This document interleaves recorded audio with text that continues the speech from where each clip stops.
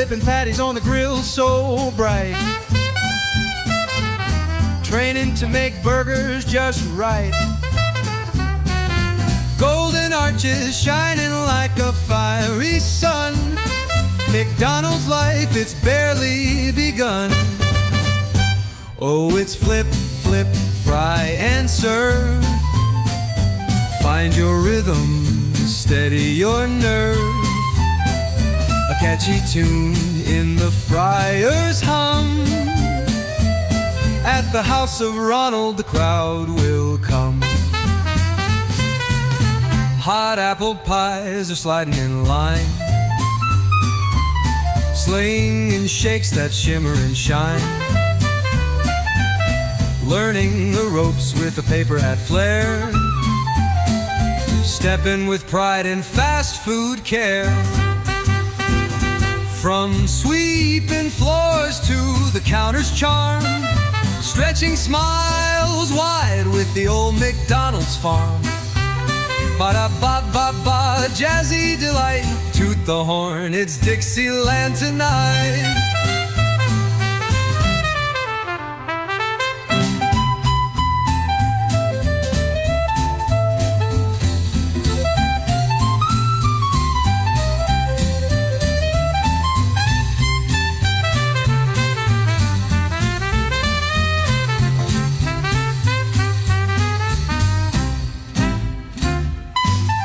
Cleaning tables and counting the till,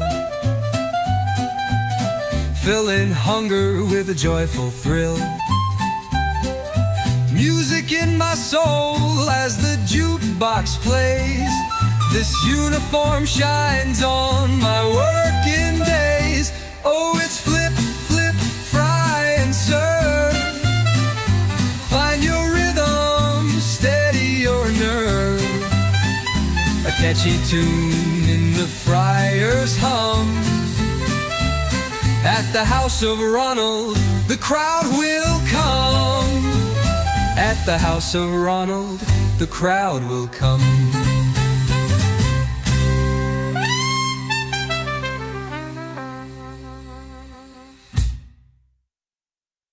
Clean.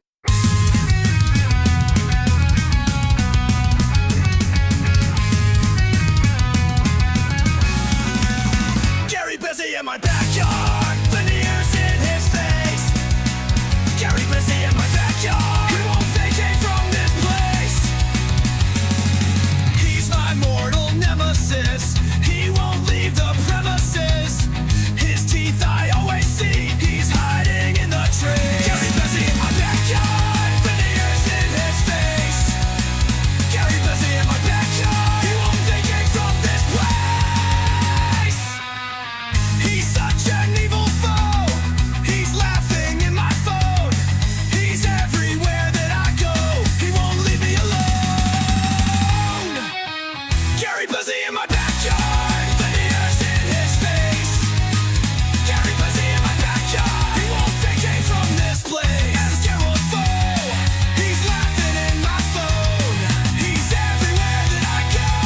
He won't leave me alone. Gary busy in my backyard.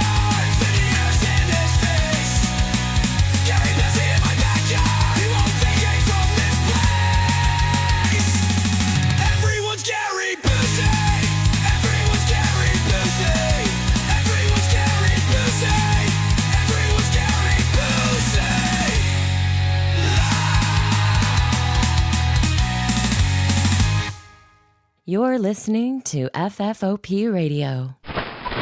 Reach the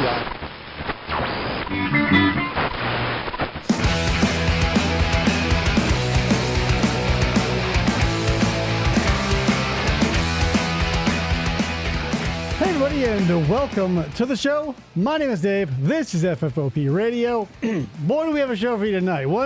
Not once, but first of all, thank you to FDO for sending me the lyrics to that Gary Busey song.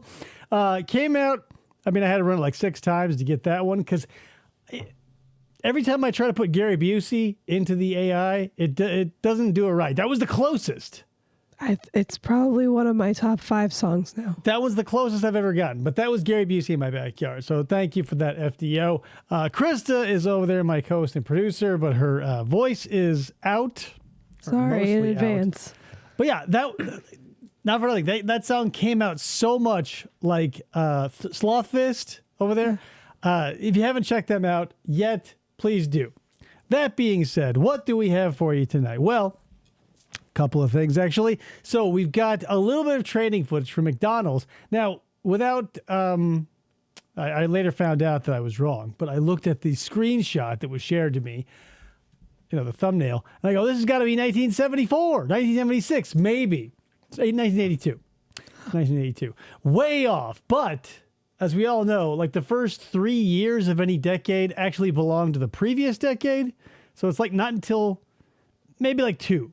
Depending. 2.5 sometimes. Like 1983, that's when I came around. That's when the 80s were real. Before that, it was still the 70s. I was watching a video today, a live video of an auction, and the lady was saying that her son, who's 6, told her that she was born in the late 1900s. So now whenever somebody asks how old I am, I'm just going to say I was born in the late 1900s because it sounds... turn of the century-ish.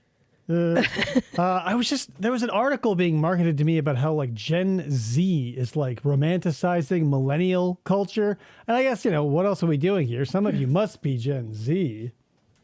I'd have to say 1982 is the 80s purely because Thriller came out in that year. All right, that's the thing. You can say that, but we're about to watch a video that looks like it's from 1976. So I know... Even a little bit of Thriller, like it still looks a little 70s. I mean, it looks kind of like a Hammer horror flick, and I would say we're probably right there. Does anyone else call it Macas, or is it an Australian thing? What are you referring to? I imagine Mickey D's. Oh.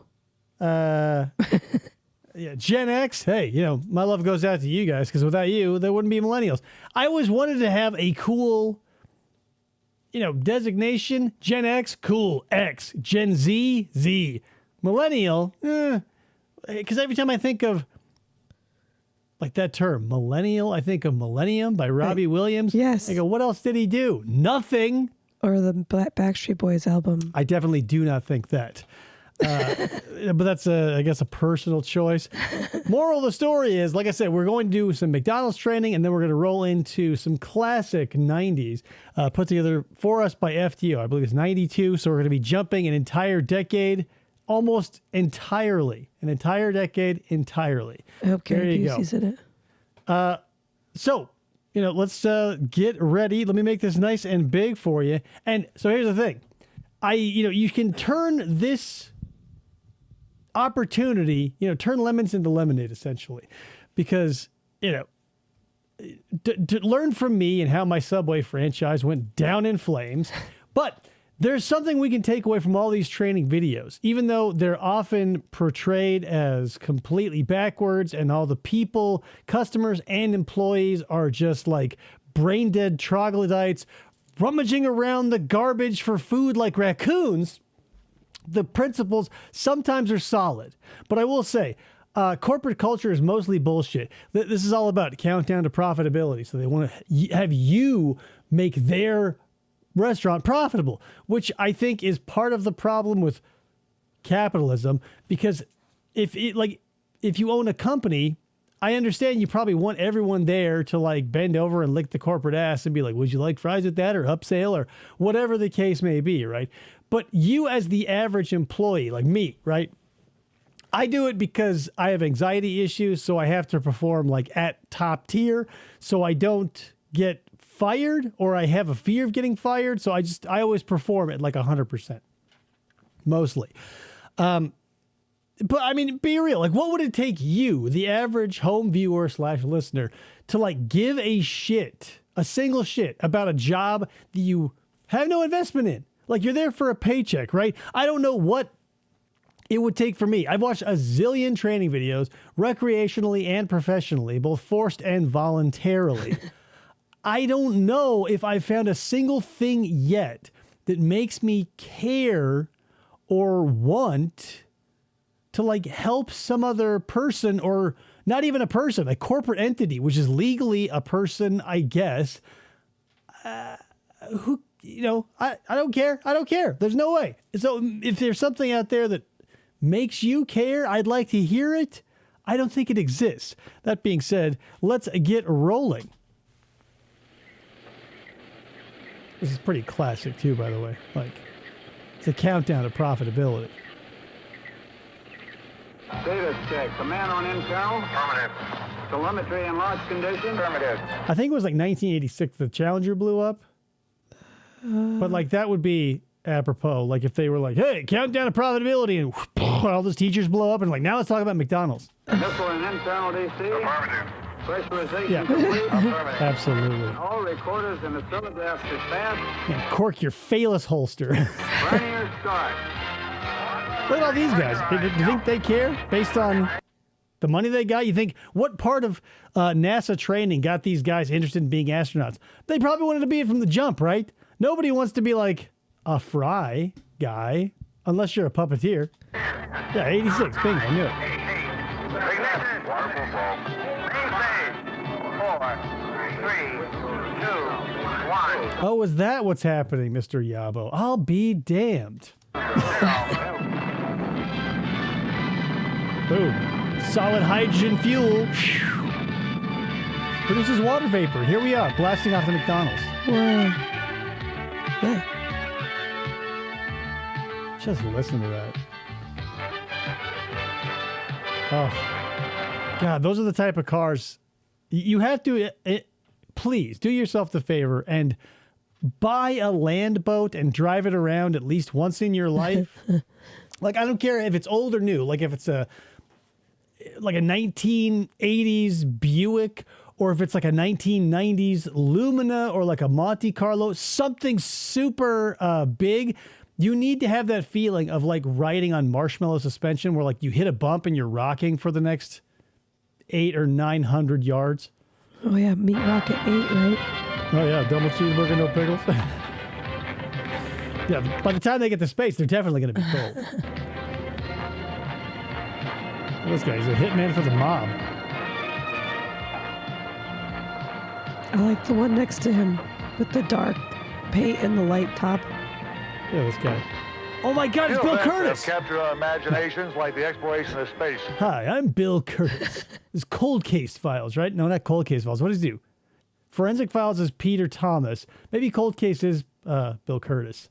2 luminaries in the narration world, by the way. Hi, I'm Jim Lovell, former NASA astronaut. Jim Rubble? Like, is he related to the Hamburglar? Right, guys? Rubble. Does anybody remember that? And if you're like me, you'll probably stand in awe of the creativity of the people who put together a space lunch. But I'll tell you something. Many of the Pick up principles of lunch. planning and Was Buzz Aldrin busy? Like, guys, Jim Lovell. Do you guys remember when, like, Buzz Aldrin was, like, hitting the skids and pulling, like, a Stan Lee? Or, like, I remember watching a WWF, back when it was called that, a WWF match, where, like, Buzz Aldrin came out and, like, talked to the crowd about space, and he was waving his arms around. I think he even, like, threw a clothesline into some other bigger dude. That's just the way it goes. You're famous for a while, and then you're like Shaq doing the General commercials, or you're like Neil Patrick Harris shilling crackers or some shit. Ryan's and met Bill executing a launch Curtis. are put to use by you every day as a manager Classic. of Bill McDonald's. Curtis. Classic And you dude. may not believe it, but getting a worldwide company like McDonald's flying can be as challenging as sending a rocket to the moon. Oh, look at that El Camino, right, guys? That's definitely an El Camino. And No, you not see an El Camino. Jesus Christ. It's an Impala. I don't know why I said El Camino. Hi, how important you are to that operation. Hi, McDonald's. I'm Bill Curtis. It's a name that means a Goddamn lot to success. people all over the world. We've built a reputation Oh, on look how- quality food. Look at this. This looks like anybody's kitchen, right? Just stainless steel and people No moving gloves. non-food like objects around from tray to tray. Get your hands Fast all over service, those McMuffins, consistency. bitch. I don't know, man. It looked a little long for a Ford Galaxy. I might even believe it's like a Monte Carlo, but you know. And cleanliness. And your role as manager is summed up in a two-step process we employ for ensuring that quality, service, and cleanliness are maintained. Step 1, realize that the 1974 Ford Escort was the pinnacle of automotive design and luxury. Step 2, something about fries. The Step two 3, steps profit. are observation No, step 3, and action. question. And to do these effectively begins and ends with a concept we call floor control.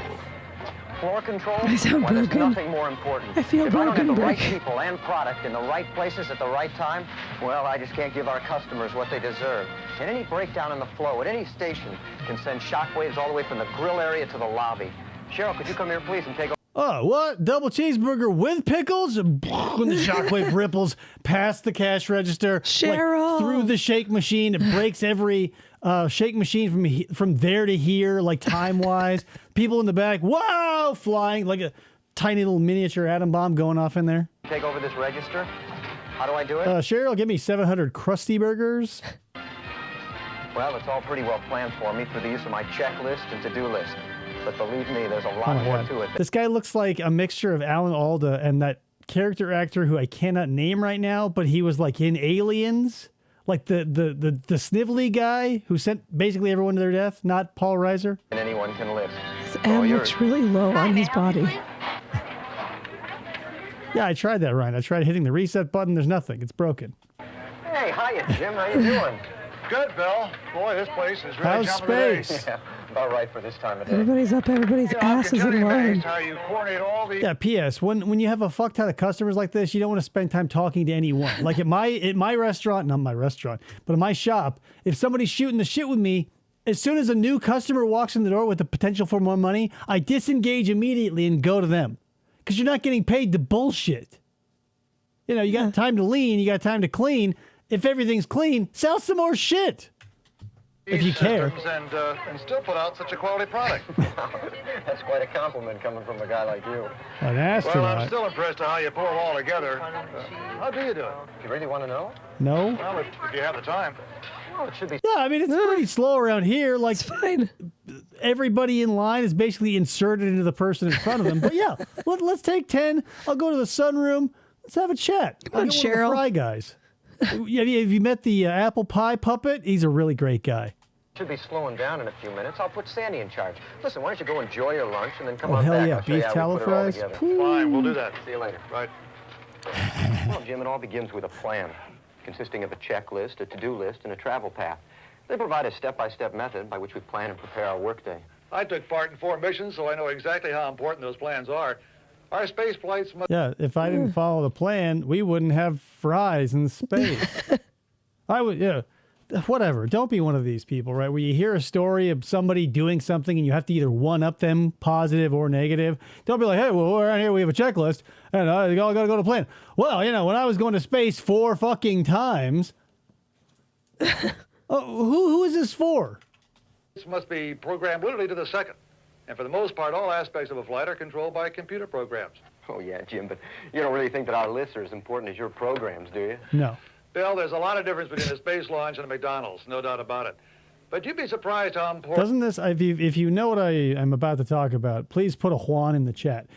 The old Chevy, like, You're Hired short that they did on MST3K where, like, the dude is trying to teach his employees how to sell cars. That's what this feels like. He's like, well, Bill, well, Jim, well, Bill, well, Jim, you know, we're looking for a Mercury. Call your customers with a Mercury. Oh, will do. Hey, you'd like to drive a car?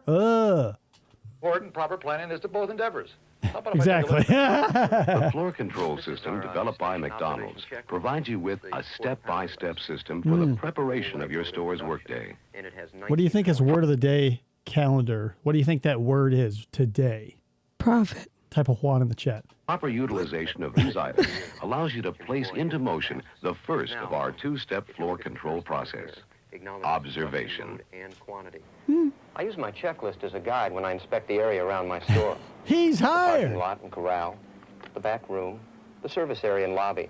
I spent a lot of time near the dumpster, like writing on the clipboard and just inhaling the aromas and fighting off raccoons and opossums. Of course, the dining area. I'm looking for trash, debris, broken equipment, anything which may detract from our quality, You know, ways to pull my pants up higher to get them closer to my nipples. service, or cleanliness. That includes people Hey, and 10 times your products, too. salary. In my observations, I need to know who is scheduled to work. Look at the and giant where would be pocket the best watch. place to position them. I also use the list to check product, food, raw products, paper. Do I have enough? Is all the equipment turned on? Would a raw product not be food? Like, do you think they're processing pulp, like paper pulp, to make their paper goods? What's a raw product if it isn't food? And in good working order? Are the He's utensils in sketching place? the hobos. The checklist is that are really only boning a by the reminder dumpster. of everything that must be checked before your shift begins. You He's are, drawing them like Jack draws his French girls. of course, observing to make certain that McDonald's standards in several critical areas are being met. This program is not designed to educate you about these standards. Your McDonald's operation and training manual is your source for that information. Well, then what are we doing here? To supplement this checklist, I also use my to-do list. In my checklist Oh, yeah, no rubber. observations, Raw products are things without rubber. Yeah, brick, you nailed it. Got I'll it find in one. areas which may require some action on my part. If I can correct the problem right away, I do. Where If are I you can't, going? I make a note of it on my to-do list and get it squared away as soon as I can. Yep, roof access, barred to chuds. Check. How often do you have to check that? You mean things like fixing a machine or a broken window? Well, those are the most obvious. But I also I mean, we obviously don't touch the shake machine, but every other machine, yeah, totally, all the time. And a broken window, constantly, every day. Breaking windows, glass everywhere. need to look at the people's schedules You're and wrong. see if I have enough in the right group for what we expect in sales. Otherwise, I really have to scramble. Well, it sounds to me like having all of your systems in a go mode before you open the doors. Well, when you put it that way, I guess I'd really have to agree. I feel like his eyebrows are Could very you meet the manicured. demands of your customers without a The manager. checklist or a to-do list? No, in fact, I'm sure I couldn't. God damn it. Now, like, as I'm staring at this guy's face, he also reminds me of, what was it, the Warrens? Like that movie with the haunted doll and shit. The guy, he was also like the villain in the new Aquaman movies. He's reminding me of this guy too. Like, this manager probably leaves here and goes and fights haunted dolls or like demons from hell or whatever. Well, I remember I came in to open the store on a Sunday. was Sunday, making my the rounds when I Lord's Day? discovered that the Yeah, Amber walk-in Heard. That's a good refrigerator had gone idea. out overnight. The compound His thing, eyes and faucet in the eyebrows men's remind me of washroom was Ian Somerhalder's when he I don't know who that is. broken. Damien from Plus, I had Vampire 2 new Diaries. crew people Oh, yeah, coming of on during the course. first shift. My favorite character from Vampire Diaries. Damon. Even what's his name? Smolderholder? Ian. Even Ian Smolderholder. My favorite fucking vampire, you guys. You know what I love most of all? Sexy vampires. More than McDonald's, more than 90s commercials. I love sexy vampires and Gary Busey and people named Ian Smolderholder. If I hadn't used my checklist, Little Stephen I may Root, not have okay. discovered any of these problems. You sure don't need those kind of problems before you even Hey, well, I mean, there's his stapler, right? So he's got that going for him. Yeah, he does look like a young Stephen Root now. Now you put that in my head. get started. How did you manage it? Well, Jim, we have a system which provides 4 criteria which we apply to every problem. What is that poster behind him? This is obviously Birdie's legs. Who the fuck are they? Like, are these aliens? Are they burger aliens? And why is this hanging in his office? What is going on? Bill's answers to Doesn't these this feel like problems bring into 1976? play our second step in the floor control process. Also, Jesus Christ. I was going to point this out earlier, but I was like, it's not that interesting. But now that we're getting a huge close-up, look at how many pencils this dude has in his beer stein. What? Pencils. We've already shown you how important Making so many observation is. check marks on Now his it's clipboard. time He's to blowing through examine those daily. action. But before we examine precisely which action Bill took to solve his problems, we're going to give you an opportunity to react to the same situation. Awesome. Remember, Oh, they're Bill French was fries with confronted with erasers? 3 problems: a broken faucet in the washroom, a breakdown of his walk-in refrigerator, and A walk-down 2 of his break-in inexperienced crew refrigerator. personnel. Also, keep in mind that Bill's particular problems occurred before his store opened for its day's business. Nonetheless, it was imperative that he act as soon as possible to rectify these situations. I mean, realistically, finding the faucet or dealing with chatty employees, I get that. But like, if your fridge is broken or your freezer is broken, like everything in there, you've lost thousands of dollars. Right. What are you going to do? Like run in and like, do you have access to a genie? At McDonald's, we've devised a simple formula for dealing Right, with Jameson? nearly every floor control challenge. Pencils are for idiots because that implies you make mistakes. You need that eraser. If you walk around with a pen, you go, I don't make mistakes. I mean, but then you just like crumple up the paper and throw it away and hope nobody's looking. This formula is comprised of 4 criteria that must be applied to every situation. These criteria are stated in the form of questions. Is there a performance discrepancy? That's not a question. Does it have direct or indirect effect on our customers? What is the degree of Why aren't direct they effect? forming these as questions as written? What is the priority of indirect Yeah, effect? pens equal confidence. Performance No looking back. There are no regrets. No discrepancies, regrets. quite simply, are any occurrences that deviate from McDonald's standards. The No. difference between what should be and what is. And what could be. These discrepancies can include problems in food quality, service to customers, or incidents that may hinder the profitable operation of the store. A performance discrepancy may have a direct or indirect effect on our customers. If an equipment failure, for example, slows down service or causes the improper... Again, I brought this up earlier. Now they're showing you like how to not do this, that, or how to do this, that. It's like reading this is going to be a good reference. It's like reading a manual to program your VCR versus like reading a book that makes you feel something. Now, the manual will tell you how to program your VCR, how to clean the heads, how to record live football games, which is expressly forbidden by the NFL, but you'll do it anyway. And the other one, expresses within, or not expresses, but it invokes within you an expression of emotion. It may make you feel something. That's what's missing from all of these, is they can show you and tell you how, but they don't tell you why you should give a fuck. Yep. Like, you would have to come to work with the desire to give a single shit. And I don't know if I've ever brought that to a company, like on my own, and I've never founded a company. For preparation of food, our customers will be directly affected. On the other hand, a messy back room or an unbalanced cash drawer does not have the same direct impact on our customers. The challenge facing the McDonald's manager is to distinguish between direct and indirect effects and act first on those that impact our customers. Sure. This in no way diminishes the importance of indirect effects. Rather, it provides a system of prioritizing that allows you to make intelligent responses to two or more situations occurring at the same time. We have developed, therefore, our third criterion, degree of direct effect, to help you prioritize. Okay, this is another thing that drives me crazy, is they, in almost all of these, I mean, depending, because like that Radio Shack training video we saw where the genie taught them how to decorate the store for Christmas, I feel like that can be counted out of this. But you're basically trying to teach dullards critical thinking.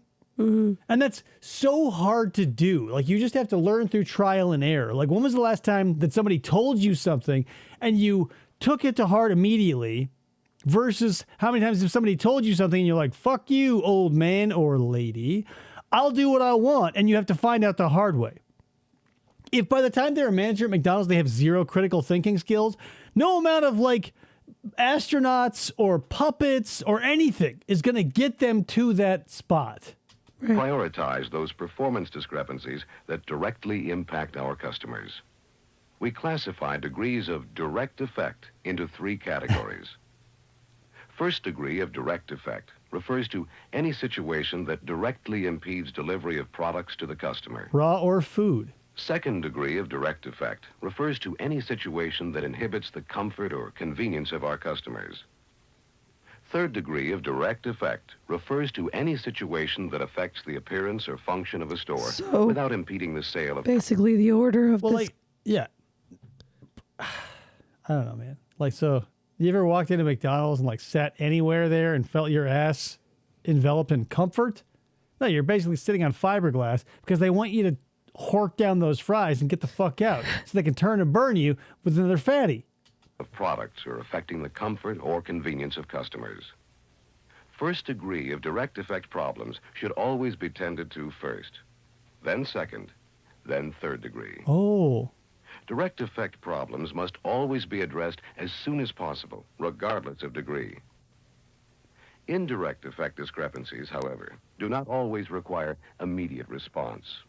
No shit. Again, like, critical thinking is not something you can give someone over a video. And boring them to death with these principles isn't going to get us anywhere. Right. Yeah, those chairs are definitely not going to absorb nugget farts, because there are two types of chairs you're going to get at McDonald's, like the hard fiberglass ones, either that are shaped like chairs or they're stools, or sometimes they'll have the benches that'll have leatherette, like squishiness, and those do not absorb a thing. They are non-permeable membranes. So it's like farting into a water balloon. Like, it's going to go nowhere. Like farting in your car seat, right? Like, it'll absorb some, and maybe the next person who gets in there will squeeze some out, and you go, oh my God, lingering. But like, it's like adding a third ass cheek to your ass. Like, it's going to come out through the two and then go out to another one, and that'll double it to 4. No, I guess it'll only go to 3, because it's going out to 1. There's 2 flapping cheeks, and then it goes out the cheeks against the leatherette. So it's like a symphony of farts. You're never going to be comfortable either, like, basically in any situation. Your ass is going to hurt. Your nose is going to be clogged with the reeking stench of McNugget farts. It's terrible. Rick says, I once fell asleep at the counter waiting for my order. It was about 1 a.m. and I was drunker than a skunk. Luckily, my friend was serving me and made sure I wasn't kicked out. Yeah. Number 1, yes, physics. Number 2, yeah. You should always, in addition to buying the land boat that I mentioned earlier, which you should do, always have someone you know working in a McDonald's. The Leatherettes' new album, Symphony of Farts. It should be solved in the course of your daily business preparation. Warm leatherette. However, you must also apply a system of prioritizing these indirect effects. A decision must be made about indirect effects. Why can't they make this at least a little entertaining? Like, have a situation where what's his name? I forget all the names we called him, but the manager, have him stand there with his clipboard and be like, have 2 employees run up to you, be like, hey, boss, one dude horked up 3 fish fillets and they're all over the place and he's still puking. And then one guy be like, boss, we're running low on register tape, and have him be like, and 2 little thought bubbles come up, and it's like the guy like losing his shit all over the store because he's puking his guts out. And then like the one guy at the register who's like trying to feed the paper into the machine, like to get a receipt, and he's like, and he's like, maybe like a little devil and a little angel McNugget shows up, and he's like, oh, handle the paper, the puke can wait. Something like this is. Krista loves Excel spreadsheets, but I feel like this is even playing on her nerves. Yes. Those which must be done immediately, those that can be put off for several hours, or those that can be put off for a day or more. A 3 butt-cheeked lady and the 3 boobed lady. You put those ladies together, that's the perfect Total Recall prostitute. Actions that must be completed immediately, we classify as A priorities. Oh. Those that can be put off for several hours are B 2 priorities. Damn it. And those that can be put off for a day or more are C priorities. These criteria... See you next Tuesday priorities of the ladies who come in and want to fucking jabberjaw. Can and must be applied to every situation in which a decision or choice must be made, both for direct and indirect effects. Bring the astronaut Let's back. practice applying them to some specific situations. Open your workbook Oh, to boy. section 1. Follow the there it instructions is. carefully I was like, on what that section? page. Now, stop the tape and complete the exercise. Ooh, all right, guys. What do you think about that 3 butt cheek thing? Put that in your notebook. Now, let's What apply would you take, 3 butt cheeks or 3 boobs? Oh, let's talk about what we've what just order learned he of should the do his situation shit. confronting Bill at his store, beginning with the broken faucet. Ask the question, is it a performance discrepancy? Right, because here's the thing. FDO, you're 100% right. Because where would you put the 3rd butt cheek, right? Where would it go? Top, bottom, middle? And then what is it splitting? What's happening down there? The answer, of course, is yes. Second question, does it have direct or indirect effect on our customers? To those customers who will be using our washrooms, the answer, of course, is a direct effect. Third, what is the degree of effect? Does it prohibit the sale of our product? No. Does it inhibit the comfort or convenience of our customers? Burn. The answer here, of course, is yes. Now, let's apply the same criteria to the broken refrigerator. All right, because that, number one, yeah, I agree with him. Totally direct impact. Because we know that all human beings who walk into McDonald's and use that bathroom are 100% washing their hands, singing the happy birthday song in their head, drying them completely, and they're not walking back to the table with fecal particulate under their knuckles and fingernails. Again, it is a performance discrepancy. It has a direct effect on the customer. And it has the potential to be a first degree of effect. Ooh. Food can be severely damaged in a very short period of time. Finally, Hence let's the consider vomiting. the case of the 2 trainees. They pose a more unique They problem. pose a unique threat. Circling. Since there's 2 of them, they can perform the classic pincer move. And before you know it, your manager has been stripped to the bone like a cow trying to cross a river full of piranha. Ordinarily, the inclusion of 2 new people in a normal day's activity wouldn't necessarily have a direct effect on our customers. However, What if they don't know what a fry is? That'll be directly affect people. Or a burger. What do they know what a McNugget is? in this particular case, Bill is confronted with a dilemma. Each of these 3 situations requires prompt action on Bill's a part. foot fetishist. If he spends his time working with the new trainees, he won't have enough time to solve the walk-in refrigerator problem. And if he spends all morning working on the walk-in, who's going to fix the broken water faucet? A plumber. An electrician for the fridge, a plumber for the faucet. You train the 2 chuds, right?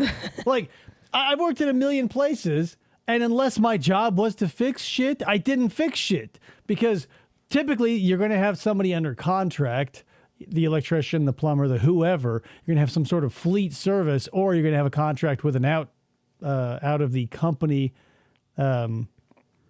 association or something, and they'll do that. Like, I worked at fast food. Like, when I was at Burger King, when something broke down, they weren't like, Dave, where's the toolbox? They said, back to the drive-thru, you idiot. And who's going to supervise the new trainees? Doesn't know how to delegate. Well, my biggest Oh, problem you know what? We turn the astronaut into another manager.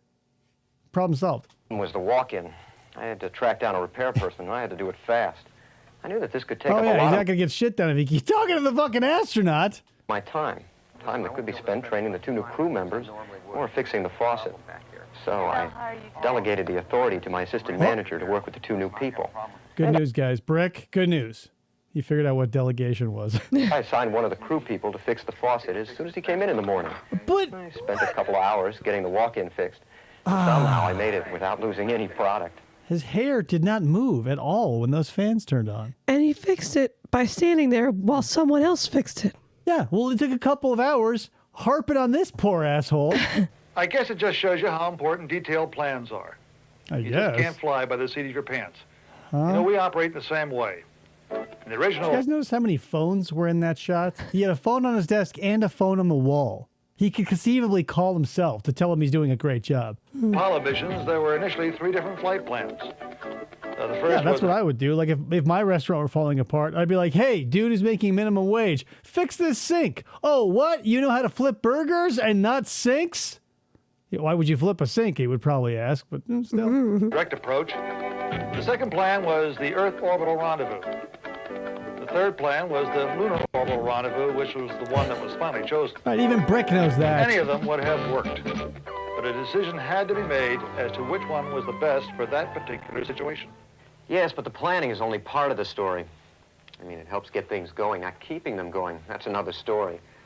I mean, that takes teamwork, everybody pulling together, coordination, you know, helping out and filling in. Yeah, I don't know if anyone said this before to you guys, but off the top of my head, just apropos of nothing, here's what I think you should do. You should plan the work, right? And then work the plan. You guys ever heard that before? I think I just made that up, and you guys can keep it. Tell everybody it was from me, though. And a checklist is not going to help you there. But once again, Bill, we can draw a parallel between what it takes to make a McDonald's work and what it takes to pull off a successful space flight. You talk about teamwork. Well, look at the control center sometime. There are computer technicians, Do you see doctors, people in there? scientists, and of course we astronauts just pulling together, making everything work. Pulling Basically just together. reading the funny papers as everybody in the tower does all the real work. That's the secret to success. And the manager's responsibilities of observation and action make it happen. A good manager is part psychologist. He or she must be constantly aware of the entire environment, listening to register conversations, understanding the strengths and weaknesses of the crew. I wish I could learn how to fix a sink, boss. Well, that's Todd's job. A good manager is also an organizer, placing people, products, and equipment in the right place at the right time. A good manager is part teacher, helping new and experienced old personnel to do their Hey, jobs get better. over here. Look, here's a And button, good idiot. You push manager it. is a Oh, hard thanks, worker, boss. rolling up his or her sleeves to dig in and get the job. But let's be real. Her sleeves, not in a man's world. Look at that graph paper. Bill, that was the original Excel. Yep, checking out the buns. Checking out those buns. You know, Jim, there often come those times when the program just doesn't go as planned. And I have to make immediate decisions by myself. Oh, that's just Anyway. her jumping into the water. In the picture. Anyway, that's my 8 hours. Smell you tomorrow, Bill. I'll just wait here. And he just like sits there in the dark and the manager turns off the lights and he just sits there. Hey, weren't you supposed to be in space? Myself. Boy, I know what you mean. Let me tell you a story. Oh, great. Project was Gemini 12. Our mission to dock with an Agena target vehicle. Buzz Aldrin and I conducted what was considered to be a successful flight. Oh, where's he? Where's Buzz? Your stories are boring. I want to talk to Buzz. But not before encountering some serious problems. The onboard computer, which stored the computations we received from Earth, malfunctioned. We had to override the computer and manually The provide it with the right computations. answers. Now, we've been trained to do these things, but it just goes to show that no matter how elaborate the plans, something can go wrong. Around here, it's more the rule than the exception. I remember a I time. mean, in PS, the computers you were flying through space with were like less powerful than a Commodore 128. So yeah, if like, I don't know, man, I would feel a little worried if like, well, our computer wasn't working, so we whipped out a pencil and paper and it worked just fine. What?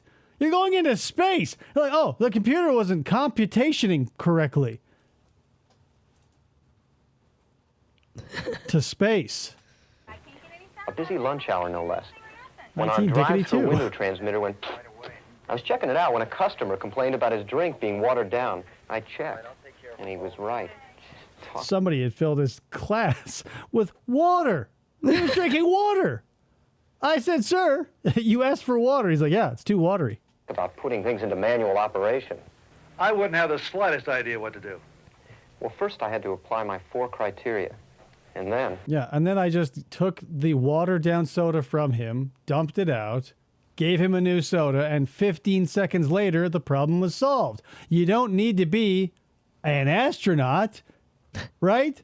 My soda's a little watery. Oh, my God, you're right. And what did he use? Did he use a hydrometer? And why did he need a manager for that? Yeah, sir, Mr. Bill, the customer says their soda's watery.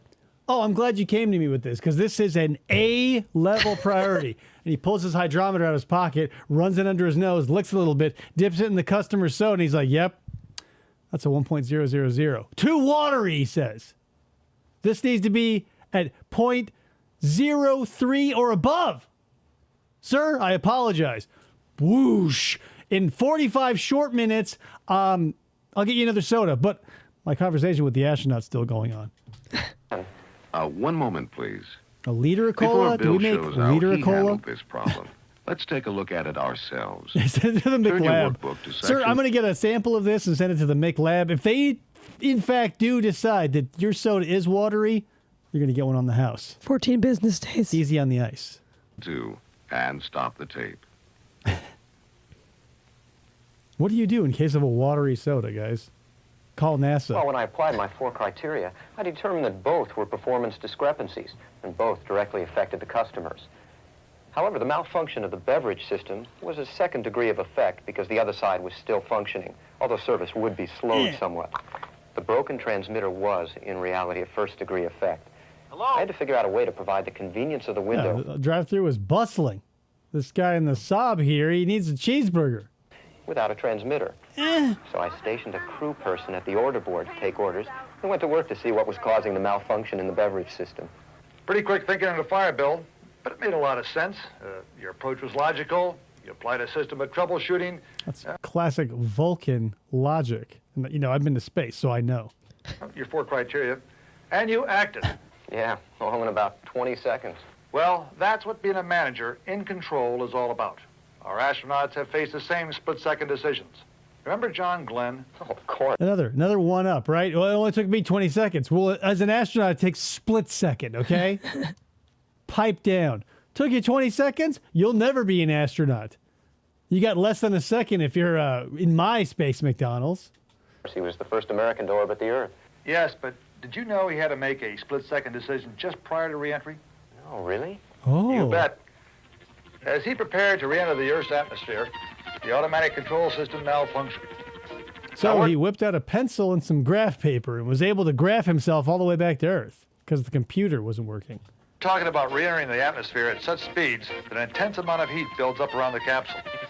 And every second those retro rockets delay in firing puts the capsule miles and miles off course.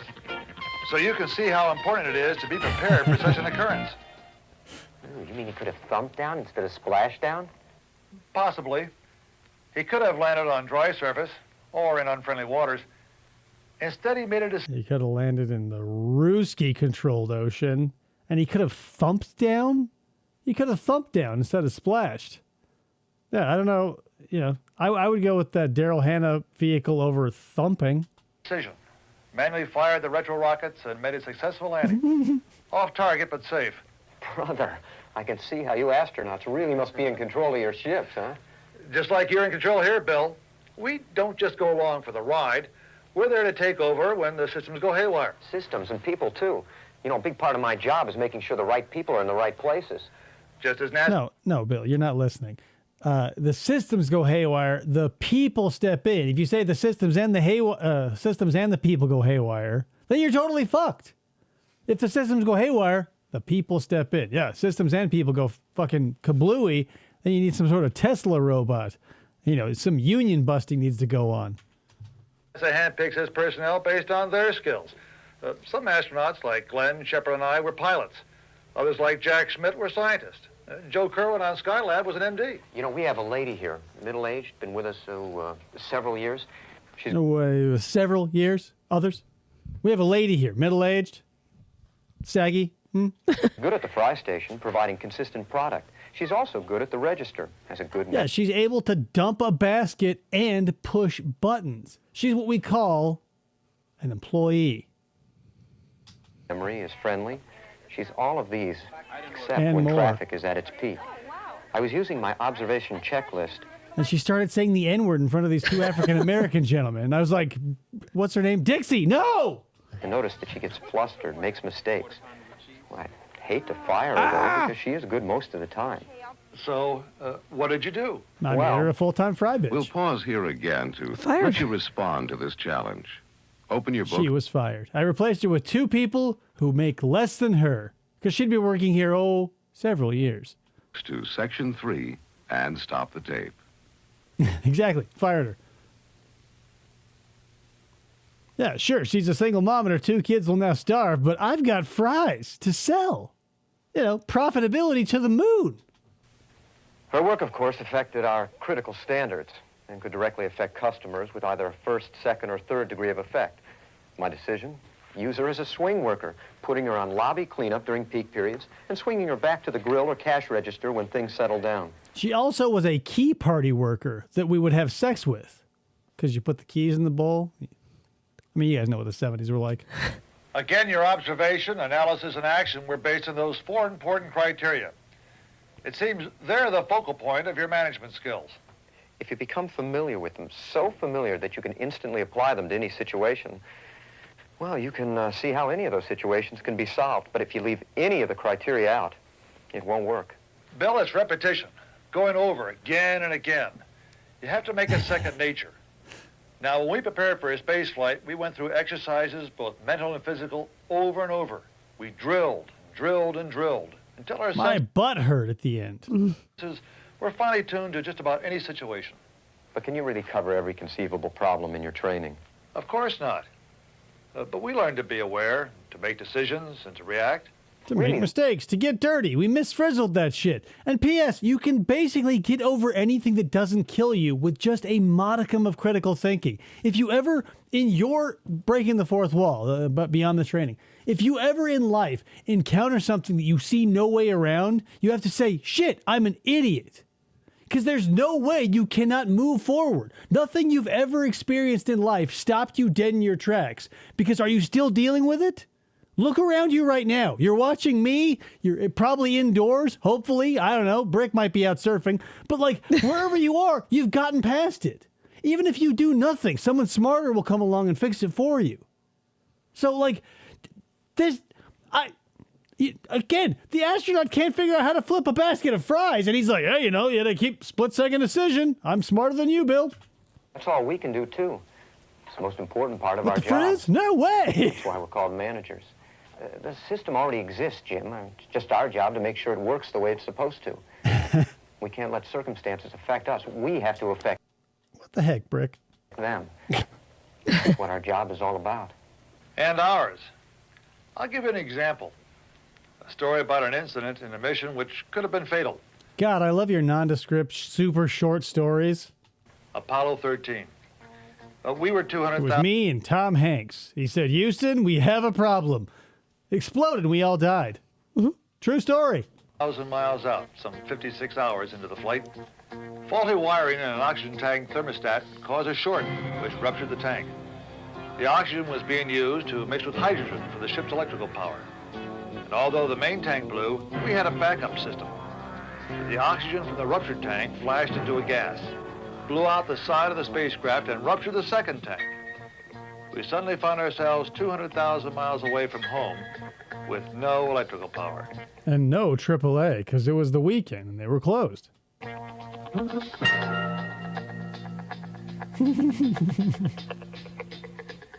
My gosh, Jim, what did you do? Well, fortunately, the We lunar died. landing module was attached to the main craft, and it had its own electrical system. Now, we maneuvered the craft through that system. Thank goodness for the lunar module, huh?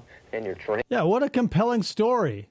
Like, the story about how I was working out of town and my drunk coworker brought home a strange woman to fuck in the bed next to me lasted longer and also had a lot more detail. You could tell what was going on. Even in that short retelling where I summarized it. Great. Well, what did you do? I laid there and he fucked the shit out of her and I was very mad. What did you do? Oh, well, it was a backup electrical system. And it worked. The end. My God. Thank you for coming in and telling me all your astronaut stories. Where's Buzz? Training. Exactly. When things don't go as planned, you have to take charge. I'll tell you, it happens here all the time, Jim. Once I was following my bin chart religiously, but waste at certain But then Jesus told me I was following him too closely. times seemed to be higher than at other times. According to the charts, well, that shouldn't have been happening. There was a problem somewhere in the system? And I had to find it. Buzz Lightyear. Again, I had my plan. Here's another problem for you to attack before Bill shows you how he handled it. Turn to Section 4 and stop the tape. And start attacking the problem. Splash hot oil from the fryer into its face. I looked into the problem and discovered that the waste seemed to occur at the same time every day. I made the decision to alter the bin chart and keep a close eye on the product during these times. The result? A great reduction in waste and an increase in profitability. Profitability. Well, that's how success is measured at McDonald's. But NASA measures its success by reaching each mission's goal. With living astronauts. And P.S., not to circle back to this because I know I'm beating a dead horse, but like, so let's say Bill here ups the profitability of this 1982 McDonald's restaurant by 20%. What does he get? What do you get if you work extra hard? I busted my ass at the company I was just at for over a year. You know what it got me? More fucking work month after month because they go, well, if you can handle this, here's more. Guess how often I was compensated for the more work versus how many times I was handed more work? 99-1? Yeah. So what, again, why would I care? Because whatever, it's like a meme on Facebook now if you're a boomer.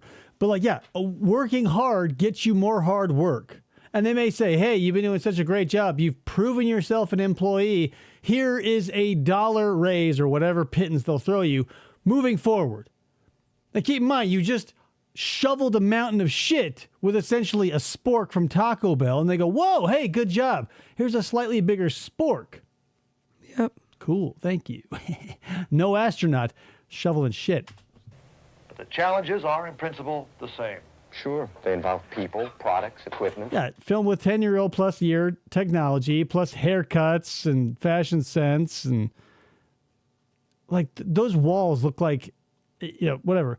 The sepia tone that the old film stock put out, be damned.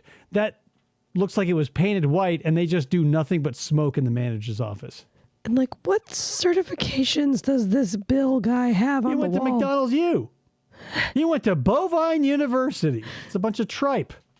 Plans, preparation. And decisions, Jim. And it all means one thing, better service for your customers, Bill.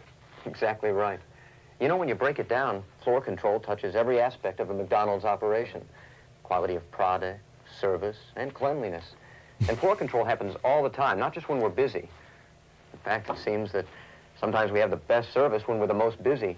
It's when things slow down a bit that I have to be most conscious of potential problems. But it certainly must be easier to spot problems and solve them at slower periods. Not necessarily, Jim. I remember a service problem we had once. Here we go. I was scheduling people for breaks after peak periods. And this redheaded motherfucker who was always here. It's when things slowed down. It seemed like the logical thing to do. I just moved people around to fill in the gaps. Everything seemed to be so logically planned out. Oh, look, Kareem Abdul-Jabbar showed up for a Big Mac. Then I started noticing things, subtle. Hot off the set of Airplane 1, because there were two. Lines started building up, and counter people were waiting for product. It dawned on me that my plan had backfired. I had too many people on break, yet I had to give everybody a rest. When could I do it, other than at slower times? But if I did, how could I continue to give good service? That's a good question and a common problem. I'm Bill Curtis. Bill went on to kill the entirety of the customers and his team members. And they found the DNA, and he was kaput. Of course, it took 30 years because he was on Forensic Files. Yeah, it was on. No, Forensic Files is Peter Thomas. How would you handle it? You have to wait until everybody involved is dead before you can solve it. Stop the tape and turn the workbook to That's section says you need to 5. work harder on the court. Ah, well, if you're on the court, I get that because you're getting points, right? That's instant gratification. You shoot the J. You're on the paint. I get that. At a McDonald's, the harder you work, the more they'll go like, hey, guess what? Break down the shake machine. See what's up with that shit. I got 7 faucets in the back that are broken. 7? Men and women's. First, I had to jump in and help out on the grill. One of Ryan's dad's Then I had Greyhound to look buses. Of course he was. There's 7 degrees to Kevin Bacon, but it's basically 1 or 2 to Ryan Maxwell. more closely at my schedule, make scheduling changes, and... I once shared a chicken sandwich with Charles Barkley. He came in, he said he was hungry, and he didn't have the time to stop and order, and he ate half of Ryan Maxwell's sandwich. keep my eyes open for any lull in the business so that I could schedule only 1 or 2 people on break at one time. Yeah. I had to put I'm waiting for into Larry action Bird. my observation skills. I couldn't allow them to slack off when business did. I see what you mean. I mean, that's Essentially, floor control. this is the crux of floor control. Your ability to observe potential problems and act on them before they become real problems. We had another unique floor control problem one time, Jim. A girl was working the number 2 register. In my normal course of observation, I noticed that she had rung up an order for 1 quarter, but there were 2 on the tray. Oh, my God. Well, at first I dismissed it because we were so busy at the time. But the more I thought...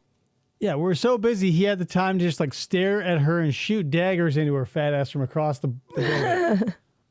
Rang her up for 1, like, and what kind of idiot? Oh, well, yeah, I'll take 1 quarter pounder with cheese and a soda. And 2 magically show up, and she's like, huh? Huh? It's not like someone came in like, I'll take 36 Big Macs and 37 mysteriously slip into the bag. Easy to see. About it, the more I became suspicious. The customer was a friend of hers. I knew that much. I'd seen them together outside of work. And we've been having some problems with theft. A touch your area, I'm sure.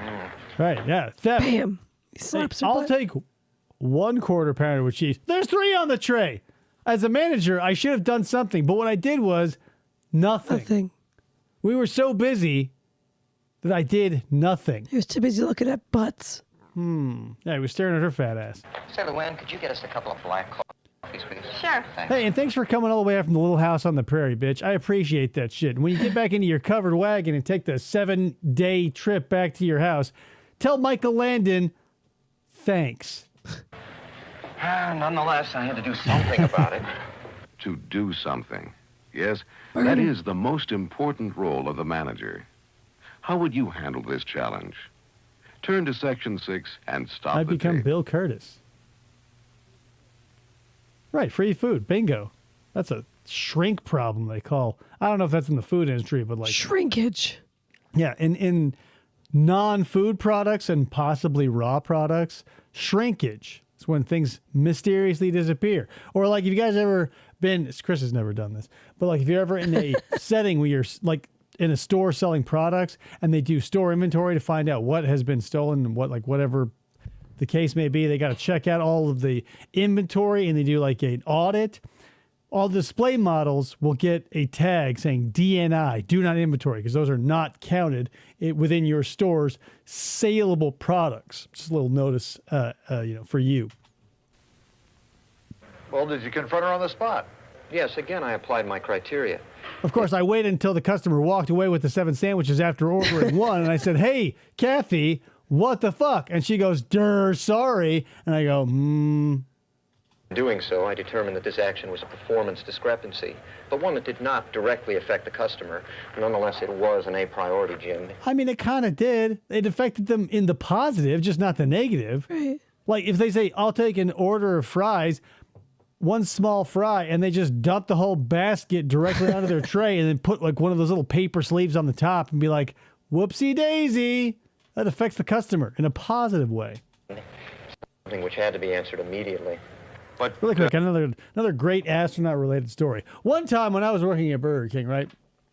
I took my job. I take every job very serious. I know I fucking bullshit a lot, but when I'm on the clock, I'm on the clock. And I take everything to the letter of the law whenever I can. So when I was working the drive-thru when I was 17, 18, probably still 16 though, somebody came to the drive-thru and they say, blah, blah, blah, and I want a large fry, no salt. And I go, aha, here's the thing. Don't be stupid like I was if you ever find yourself in a drive-thru. When someone says they don't want salt, it means they want fresh fries. So me, being the attentive employee that I was and am, waited by the fry dump bucket for the fresh batch of fries so I could snag a large one with no salt on it. So I'm waiting there, not cup, but like fry thing in hand, scoop in hand. And it was my manager who was back there. She goes, boosh, and immediately salts it. I go, no, they wanted no salt. She goes, no, that just means they wanted it fresh. And she scoops it and they put it, and then they didn't complain. So that's the thing. Like when you go to an In-N-Out, if that's where you're from in that part of the world, and they say animal style, there are some codes in fast food that just means make it fresh, asshole, but they can't say that. So they say, I'll have a large fry, no salt, which means I would never know to ask for fresh fries by saying no salt.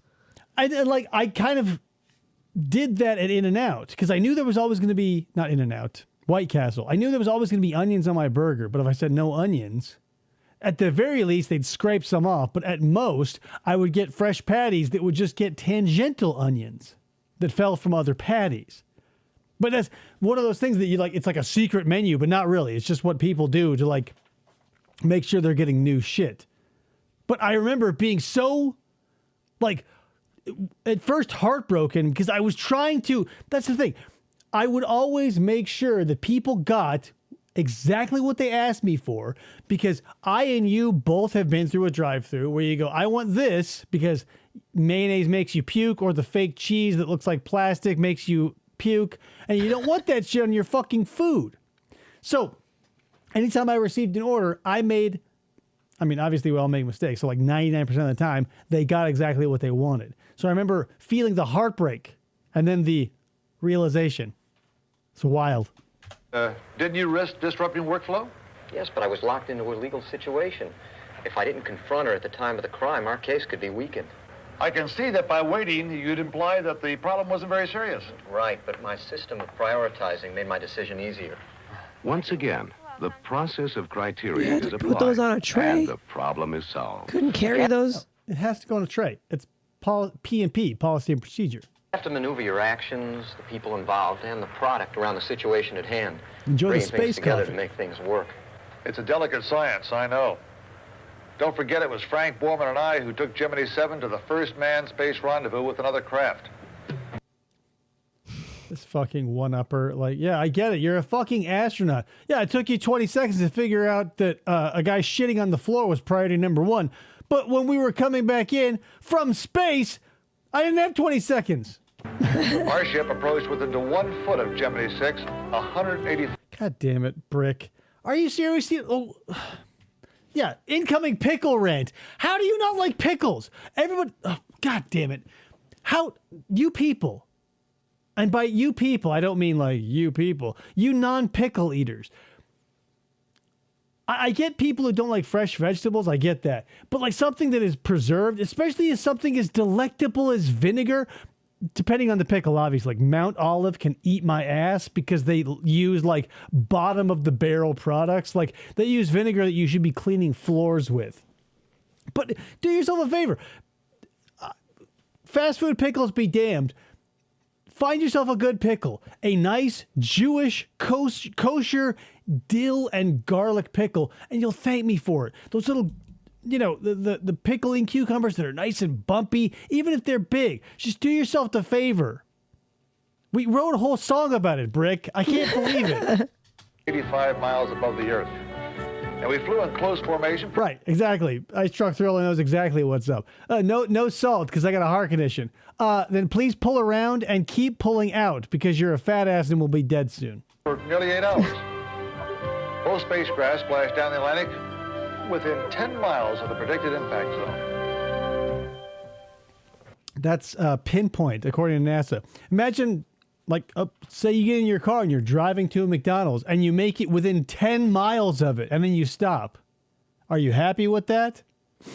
No, because there's no pickles near that shit. Brick can't eat cucumbers either because they repeat on him. Repeat? Do you barf? Do they give you acid reflux? Do you burp and like you just have a pickle burp? I would count that a fucking win. Like we have yeah, whatever. There's some dill pickle potato chips that I really enjoy. And every time I burp and the dill comes back up, I go, whew, yeah. I remember the first time, and second time, still enjoyable. That's astounding. It's people. I can't with you people. Products and equipment pretty good synchronized pickles. together. It's not a matter of like, listen, we can't right now. We're watching McDonald's. We can't. Just like in your pickle store. burp. Planned and prepared. Grass. Gross. It's not gross. Gross. How dare you? But did you ever have outside forces other than equipment Yeah, failure? bananas are fucking disgusting. Interfere with your work? You bet. Weather in particular. Many missions were delayed because of weather and other problems. Why, look at the first space shuttle. It was delayed for several days because of a combination of computer. Yeah, I don't like those people, Mr. Yabo. Like, We put salt on everything. if you have, yeah, here's the thing. I went, not that this is germane to you, but like when I went to Canada to visit my girlfriend that actually did exist in Canada, I wasn't lying.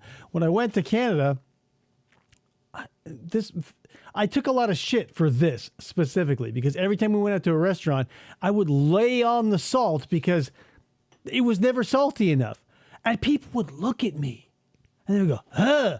And my girlfriend was like, that's so American. I'm like, what? Wanting to taste the fucking food? More pickles, I would scream in her face and I would spit at the waiter. Computer problems and bad weather. But as we all know, Sure. it too became an unqualified success. I got a girlfriend in Vietnam. It's a more believable ethnic variety.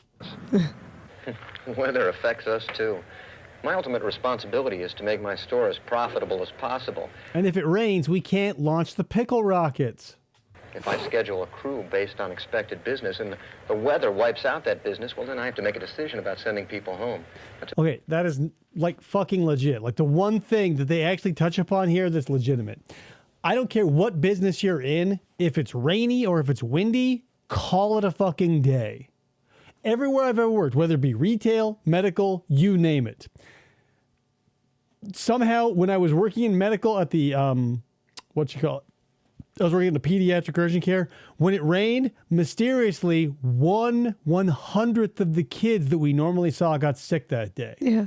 If it was rainy when I was working at Burger King, the Whopper was no longer America's #1 choice. So, I don't know, if you own your business, you might, like, and your time is basically free anyway because you're always on the clock, do whatever. But, like, once you get to the point where you have employees and you step out of the car and it rains, no one's coming in that day. I've seen it happen when I was an employee, and now that I am an owner, it fucking happens. Even a little wind. Actually, the wind didn't bother. I just fucked up a lot of people's hair. People come in, fucked up hair, and they go, "It's windy out there. Pour me a drink." And I go, "You got it." But a drop of rain, roll up the tarp, go back home. That's a big part of floor control too, Jim. Do the customers themselves ever affect floor control? Oh, yes, people who complain about the food, for example. But they're the easy ones. What else would they complain about at McDonald's? You either have the food or the atmosphere, and people are already accustomed to the atmosphere. Like, whatever, I don't want to get into To it. satisfy. I mean, if they don't like the product, we just exchange it. Sometimes other mistakes occur, though, which disrupt the flow. Like what, Bill? Like just the other day. See, I'm not a boomer, so I would taste it first, and then I would salt it. Yes. I'm a millennial. Customer complained he was I love the 90s. shortchanged. That could be a real problem, especially when things are busy. But it demands immediate attention. What type of immediate attention? You tell us. I already Turn to forgot what the section scenario 7. was. Jim, why are you still here? Like, I can't imagine being an astronaut, retiring, and then wanting to spend, but this is all old people, right? I don't care who you are. At a certain point, you just want to talk to people or have them talk to you because that's all you've got left. But here's the thing. If you're going to be that person, have some good stories. Don't be like, well, let me tell you a quick story. One time a tank blew up, and it blew up the other tank. Oh, what'd you do? Oh, we used the other system. You're not going to have a Bill in your life. The person you're talking to is going to go, what? And never talk to you again. Every time you say Bill, I want you to go, Bill. Bale? You guys, you know I love sexy vampires, right? And nothing is sexier than True Blood. Whew, goddamn. Bill, who looked like a perpetually 48-year-old dude who everybody got moist over back in the early 2000s. Oh, Bale? He looked like a fucking hobo. Bill? Fuck you, Bill. He had just been served, so I asked him to have a seat and enjoy his meal. This gave me time to pull the drawer, check it out, and take care of our I customer. hate that word so Of much. course, it did disturb the pace of the operation, didn't it? Oh, no, not as much as if I would have argued or neglected to rectify the situation. You understand the criteria by now, It's Jim. mine! What would have happened if I hadn't applied them? What is that from? God damn it. I think I said that and yelled it at you, but like there was something else where like I feel like I was quoting something. It's moist! You wouldn't have solved the problem. Solving problems is what my job is all Duncan about. Hines commercial. Speaking of my job, maybe I should get back to it, huh? The cakes. Oh yeah, it was a Duncan Hines commercial. It's moist cakes.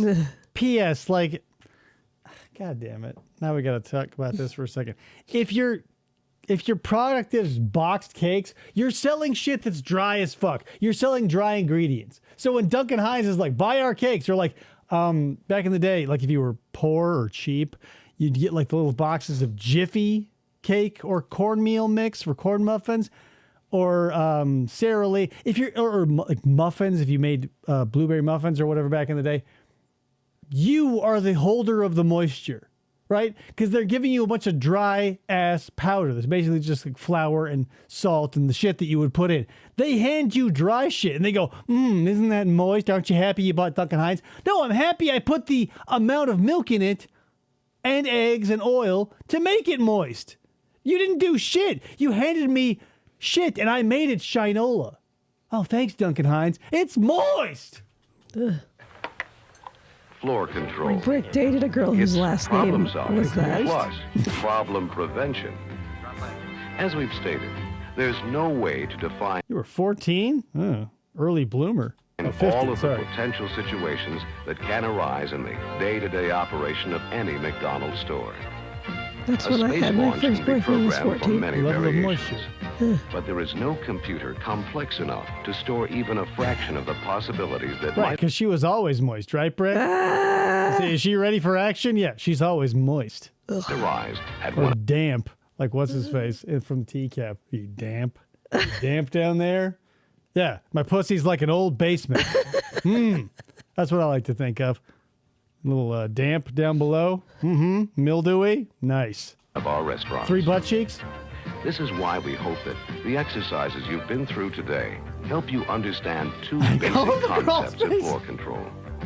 Number one, Yeah, just cram yourself into that crawl space with a good use book. your checklist, to-do sheets, and travel He checks on those buns so often. paths I mean, I get it. every day. You'll eliminate many problems before they occur. And you'll keep your operation running with teamwork, coordination, Damp with a single light bulb, enthusiasm, yeah. Mhm. and productivity. He looks so angry like Red Foreman with hair. I swear to God, he is just like, no one gave me his name, but like, look him up. He was in, I want to say he was like in Insidious 2, as in also, but also maybe Insidious 2. But like, he played the Warrens, who were like those fucking lying charlatan ghost hunting couple. Jason Patrick, maybe, although I don't think that's his name. And number two, use the 4 criteria and the 3 degrees of effect and prioritizing to analyze a Oh, yeah, if there's problem a when failure in your onion rings, goodbye teachers. That's what happened to them. Challenger, 1986. Massive onion ring failure. it does come up. They'll apply in some way each and every time something out of the ordinary occurs. Is it Eric Idle? Of course, I don't know if he looks we like want Eric you Idle. to be to me. more than just a firefighter. You Oh, must make a probably. decision at the time of the occurrence. A decision that quickly and effectively solves the problem.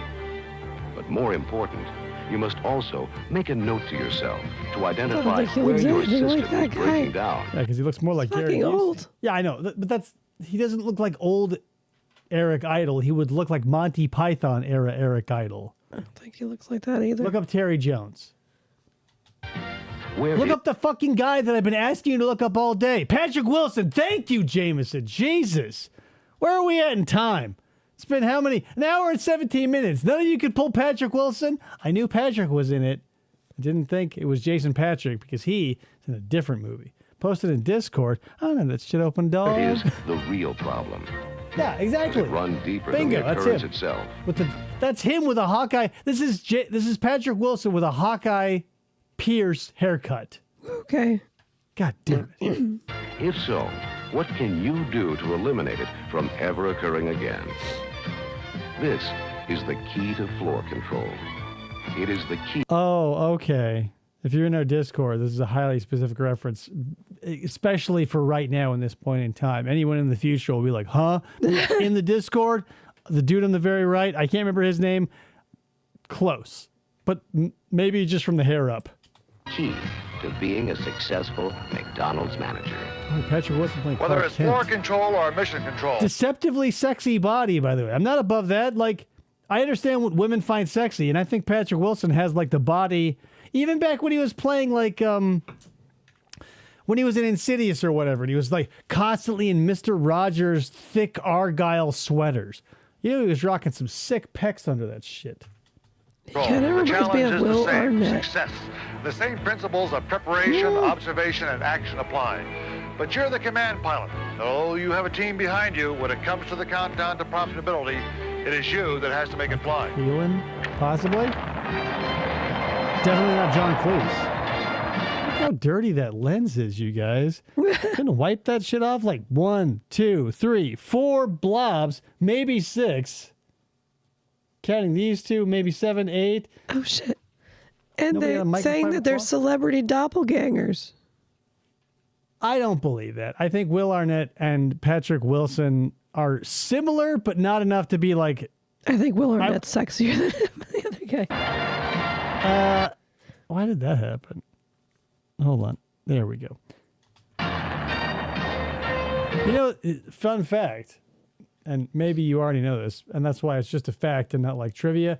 Will Arnett played Batman in Lego Batman. Interesting? No? Do I get to see him with his shirt off? No. He is simply a Lego character in that, so you will definitely not. Well, there you go. That is how to blast off in profitability, guys. Yeah, this not. Chris's thing is this could have been an email, right? And my thing now, as I sit here and watch these things with you, this could have been like a poster in the break room. Yes. Like when I was hired at the job I just left, I had to watch a 45-minute video on proper hand washing procedures. And you know what I found in the bathroom later? A poster that spelled out exactly how to wash your hands. And it didn't take 45 minutes to look at. I'll tell you that right fucking now. But like... Will Arnett was also Vern in TMNT.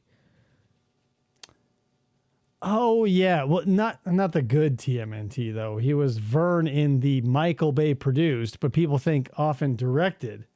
Yeah, he played opposite of Megan Fox, who was the... talk about tone-deaf casting for April O'Neil. Judith Hogue, the one and only. If you disagree, put a 1 in the chat, and I will ban you from this channel. I swear to God, do not tempt me. Anywho, now... so to round out the evening, because that only took up an hour and 20 minutes, and it was roughly a 30-minute video. I do have, like I was saying before, some commercials that FDO. Okay, shit, I lied earlier. It's not 1992. These apparently came from 1991. But that being said, classic era. It still has a little bit of the 80s, but that's what's so great about the 90s, right? Let me tell you about the 90s for a quick second, because the 60s bled into the 70s. The 70s bled into the 80s. The 80s died halfway through 1990. They said, fuck that shit. We want the 90s to be its own thing. That's when you see like the triangles and the squiggles in the classic like cyan color, that color palette. It happened so early. It's insane. That being said, we've got some commercials from 1990. What's happening in the chat? Who remembers Chip and Pepper's Cartoon Madness? Is that a Canadian thing? I don't remember that shit. I worked at a prestigious department store. Imagine, are you being served and they have their values written on the cafeteria wall? Now I gotta know the name. Well, I won't know it because if you're from New Zealand or in New Zealand, not the Docks Brick, but if you're in another part of the world, I'm probably, unless it's like JCPenney's or Macy's or Nordstrom's, I don't know. And then 1987 came along and here we are. Yeah. That's the thing. The decades that preceded the 90s stretched into the next, whereas the 90s died too soon. Yeah, by 1997, that was probably the last good year for the 90s. By 98, 99, it was already well into that trash-ass 2000s style. Ugh. Man, the early aughts were fucking terrible. Like, Oakley made their worst sunglasses. Like, fashion was trash. Like, the frosted tips and oh, God. I can't talk about the early 2000s. It hurts me to think about them. But we don't have to worry about that right now because we're going to be talking about 1991. Yeah, 9/11 happened in the early 2000s. Very early, as a matter of fact. Totally fucked. The 90s were not, obviously, with the benefit of hindsight. Now, if you were a minority in any way, shape, or form, a different color or orientation, it was probably shitty for you. But I was a kid. I was a cisgender white male. I had no care in the world. I wasn't listening to Melissa Etheridge. You know, fairly straightforward. Whatever time period works for you, I appreciate it. And, you know, really quick, I was thinking about this too. Let me make this big. I was thinking about this earlier. You don't want to live like, how do I want to put this? Oftentimes in life, us humans look back and we miss and we ruminate on the things that we had that either we fucked up or we miss. And so we end up missing right now for the nostalgia of the old. And I realized that, like, it really hit me on the way home today because as I'm sitting in the car, stuck in traffic as usual on the way home from work. I go, yeah, the 90s were great, but I don't want to see myself in 10 years, 20 years, whatever it is, looking back at the 2020s being like, because I was spending too much of my time worrying about the 90s. And I don't want to be one of those people who's like, such and such property was ruined after it was rebooted, after a legacy sequel came out. I'm tired of people saying that their childhood was ruined retroactively because of what happened in the present. Like, I never said to anyone, and if I did, it was ironically, but the Michael Bay produced Ninja Turtle films did not ruin my childhood. The 87 TMNT exists. The 90 TMNT movie, Secret of the Ooze, and that one when they travel back in time, we can talk about that later, exist in their entirety. Nothing you can do today will ruin that for me. But Star Wars fans, I think, really brought that home. We're like, George Lucas ruined my childhood. By doing what? By making shitty movies today? They were in the 70s when they came out. So whatever. That being said, like I said, here comes some 90s commercials. Enjoy it.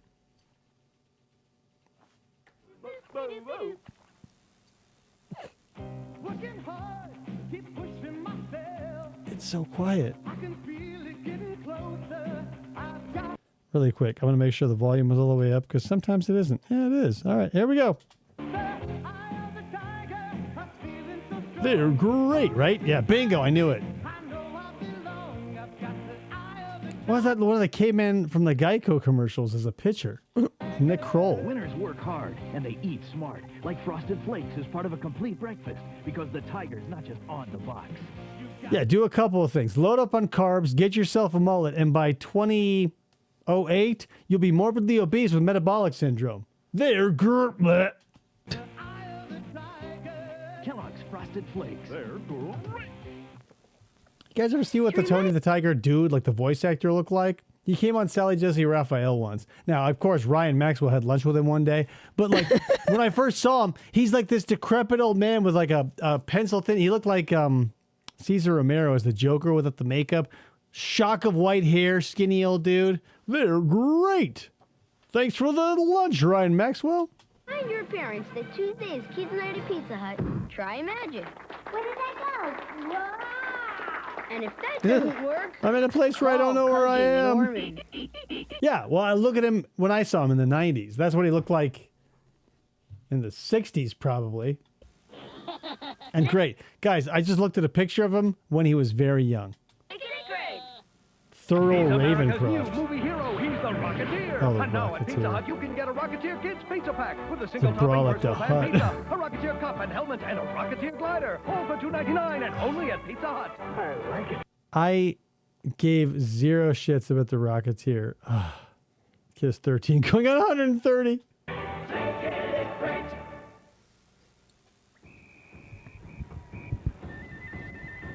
There are frozen treats coming down the street. It's raining sprinkles. It's Mickey's Parade. Mickey's Parade. Mickey's Parade is here. I'm a little happy. Obviously, the popsicle is shaped like, because I ate both of these treats back in the day. The popsicle shaped like characters are gone. But like ice cream characters, SpongeBob, the Ninja Turtle, Sonic, exist to this day. Some things are timeless. Well, kids are still around. Right, but we don't see, like, you won't eat a popsicle shaped like Goopy Goober. You don't eat a popsicle shaped like anything anymore, aside from either being a standard popsicle, the two you break apart, or a bomb pop. Like, because there's At a regular grocery store, sure. or anywhere. Like, they're too susceptible to melting and warping. The ice cream, even if it does melt a little bit, you can still tell it's SpongeBob. You can still tell it's Leonardo or whatever. I'm glad that persists to this day. You guys have Carvel cakes. Not this side of the Mississippi. We had one Carvel's that I've ever seen in Arizona. It was attached to a gas station, and I never went there. And because it popped when I was like already driving. Probably in my 20s. We So had Carvel. I am familiar with the Carvel franchise. I'm familiar with Tom Carvel. I'm familiar with Fudgy the Whale. We've seen many of his commercials. The ball sacks. The ball sacks, the pumpkin ball sack, the witch ball sack. Never ate any. We had Dairy Queen was the king for ice cream cakes. Second was Baskin Robbins. We did not have Carvel out here. Now some parades go down the street. Bubblegum Bill. That's a negative. That might be a New Zealand thing. Or an Australian thing, apparently. Whales disguised as Santa. Yeah, they had like 3 molds, and they go, whoa, hey, it's a ball sack mold. It can be a witch. It can be a pumpkin. It can be a dude's ball sack. Yes, darling. Kellogg's Rice Krispies are talking. But what are they saying? Snap, crackle, pop. Hey, good news, guys. The worst tasting cereal on the planet still makes noise. I liked Cocoa Krispies. Right, because they had sugar. Like, the only thing Rice Krispies were good for was Rice Krispie treats. Yeah. Because, like, no matter how much it snapped, no matter how many times it crackled, no matter the volume of the pop, you were still eating puffed, unflavored rice. Mm-hmm. Hey, that's Caroline. It says I don't have to make my bed. Ever.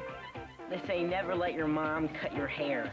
It's telling me to shotgun my parents, and that's how the Menendezes got started. How about a hand for Kellogg's Rice Krispies, the fun part of your complete breakfast? Says keep your eye on the... Oh, what are your It says make sure your mullet is perfectly coiffed. Krispies say to you. Brown the butter. Yeah, here, duh. Number 1, bro. Mr. Yabo, yes. Anytime you're going to make a baked good, whether it be as simple as Rice Krispie treats or as complicated as your grandmother's chocolate chip cookie recipe, brown the fucking butter. It makes everything better. Anytime butter goes into something, I fucking brown it. When I'm going to slather butter over the pizza crust of the pizzas that I make, I brown that shit. You know why? Because it tastes fucking delicious. That is absolutely horrifying, Brick. If you're not in the Discord, you are missing it. And if this is the future, you're absolutely missing it. But that is the craziest and scariest thing on a stick I've seen in my entire life. That kind of looks familiar, like it was in, like the old school, like ice cream trucks that rolled by. Right, but they all look like that. Like Yeah, Sonic they the all look Hedgehog looks melted like and that. gross. Yeah, like... I'm not in right now. I'll be back after these messages. Garfield? AKA Lorenzo Music? With marshmallows. Dino. He's a real rat, dude. New Dino Pebble cereal. They got his attitude. Whoa, hey, Rappin' Ronnie Reagan wrote this jingle. Marshmallows at the Dino's. Purple, orange, red, green. Vanilla flavored cereal. What a team! Marshmallow Dino. Bonnie, my marshmallows? Dino, stop licking my face. New Dino Pebbles. Marshmallow Dino-licious. Thought if this nutritious. Yeah, we took a highly sugary cereal and added straight sugar. Like, so whatever benefits your body would have gained by the slowing of the absorption of the sugar from the raw fiber in the cereal, you no longer have to worry about that shit. And on top of the milk that you're drinking and eating with your cereal, also have a full-ass glass of milk instead of orange juice. Yeah, well, that's usually there. Yeah, but like the 1980s/90s breakfast was so confusing to me. Even as a kid, I go, the math doesn't compute, because it would be the cereal, which by itself is the cheapest. Like, grains are cheap, people. They're subsidized by the government. So they're basically pennies on the bushel. So you have cereal, toast, half a grapefruit, which I don't know if when you were a kid, you probably ate grapefruit by the bushel. Because yellow grapefruit. So you have the toast, the grapefruit, you have the orange juice and the milk. And I mean, if you got fancy, you might have another item spread out, but those are the staples. Cereal, toast, juice, milk, grapefruit. Like, who is doing that? Like, rich kids. Like, if that was ever happening, it was at like a table 40 meters long where the dad stayed at the end of the table reading stock prices, and like a butler would get half of that shit flung in his face. Yeah. Chester Cheetah here with 2 cool laws for new Yeah, Ice Truck Tilla knows what I'm talking about. When I was in school, I got a bowl of milk with like 2 to 3 servings of cereal and walked to the bus stop at 12 degrees. Yeah, and it was uphill both ways. With a hot potato in your hand. I don't know about that. That's not part of the old boomer mythology. Sure it is. I've never heard someone going uphill both ways with a potato. With a hot potato in your hands. Man, that's an East Coast thing. But that's why they dropped the T's from mittens. Those brand paws. First, paws bring big fun to young tongues. Like check out. Yeah, we took our regular puffy Cheetos and made them a different shape. Suck them up, you lame-ass consumers. Yeah, here's the thing, guys. I don't want to, like, make more enemies of you fucking pickle haters out there. But I guarantee you're going to hate this. The crunchy Cheetos are the superior Cheeto. Hell to the no, they are Bingo, not. you're wrong.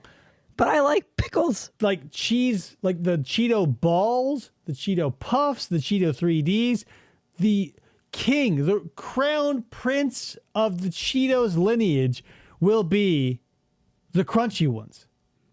The puffy ones, don't get me wrong, there's a place in the ecosystem for them, but if you choose them, you're categorically Cheeto wrong. puffs, the regular puff ones are Look, the I'm best so right, ones. even FDO agrees with me. Whatever. And I like bananas. Wrong. Yeah, that's why you're wrong. But I like pickles, Banana too. eaters like puffy Cheetos. Fucking disgusting. You're less than animals to me. Ross in his hip toss. That's real boss. Right in the balls. Let's do law 2. When filling your jaws with Wow, he really shook off the hit to his balls. it's only fair to share. So put her there, Claire. New Cheetos Paws, the cheese that goes crunch. Man, I miss when Chester Cheetah used to go, aye. God damn it. Why were the 90s so good, you guys? Testing, testing. I mean, obviously, they were the best decade ever, and there's many reasons. You can't distill it into a single element. It's been fixed. Yeah, he was neutered. Oh, shit. I think we can all agree on one thing. Cheetos are not potato chips. John Dupee, you psychopath. It's true. It's true. Or trapped in small bodies. How about the Pleasance. chow Pleasance. You know what? Another hot take. When Coke brought out Coke Vanilla and Coke Lemon, I was on board to the tune of every dollar I had to spend on soft drinks. Coke with lemon especially. Coke with vanilla or vanilla Coke. Oh, great. Coke with lemon. I love lemon. P.S. One of my favorite fruits. Through the roof. When Cheetos came out with their jalapeno ones, the zenith of crunchy Cheetos. Then they had the Flamin' Hot ones. You have to hate yourself and everyone around you to like Flamin' Hot Cheetos. You're a chud if you like Flamin' Hot Cheetos. But the jalapeno Cheetos, woo! I'm not condoning the eating of like excessive junk food or even any of those things because they're detrimental to your health. But if you are into just garbage food, you cannot get better than like a Coke, a lemon Coke, which they don't make anymore, or a vanilla Coke, and like a family-sized bag of jalapeno Cheetos. We have made a lemon mead. Lemon iced Doritos tea. Dynamitas? Dynamitas. I don't know, man. Like those 3D Doritos, those were an interesting gimmick for a while, but yeah, vanilla. Yeah, bingo. It doesn't take a rocket scientist to like take Coke. Like, you know, I'm an RC fan. I will always back the third party candidate. I was a fan of the underdog. However, when Coke put lemon and or vanilla in their shit, I go, yes. Now, you walk into any store that sells Coke, it's like Christmas spice Coke, Coke with orange, like strawberries and cream Dr. Pepper. Fucking pull your head out of your ass, soda manufacturers. Get back to basics. Coke with lemon, vanilla Coke. Jesus Christ. This fucking diarrhea in a can that Ryan Maxwell Look, Hanger On to the Stars adjacent sent me that Oreo Coke. We still have trash. 90% of it is still in my fridge because I can't bring myself to throw it away because somebody spent money on that. And one day maybe I'll take a sip and go like, yep, it still sucks. Mr. Yabo, he understands Spanish. He can say some Spanish. I understand more than I can speak it. Like I took like 7 years of Spanish. I took like 5 or 6 years total, and then I went into the trades, and everybody spoke Spanish. So I used to be able to speak it fairly, I wouldn't say fluently, but like competently. I can still understand more than I can speak. So that's what I know when people are talking shit about me in the office I just left, which they did because they thought he obviously doesn't know Spanish. But yeah, I definitely knew enough to know they were talking shit about me.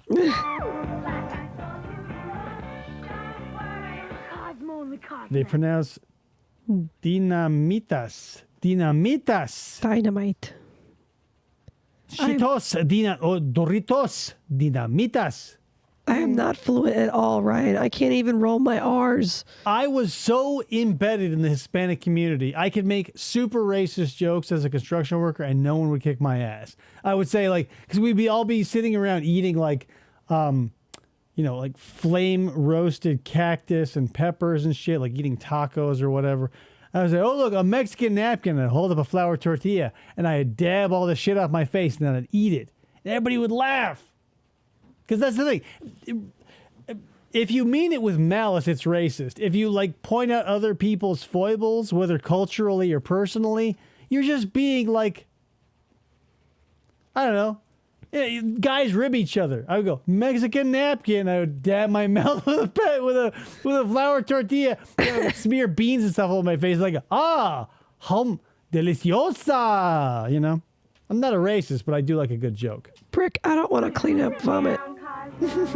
He says live FFOP stream where he drinks the rest of the Oreo Coke and rants until he's finished. Yeah, you would see projectile vomiting. Que rico.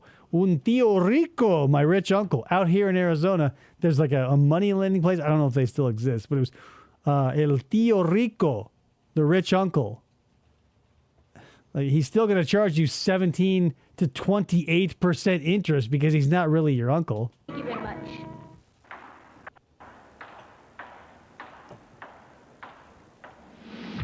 Juan on Juan.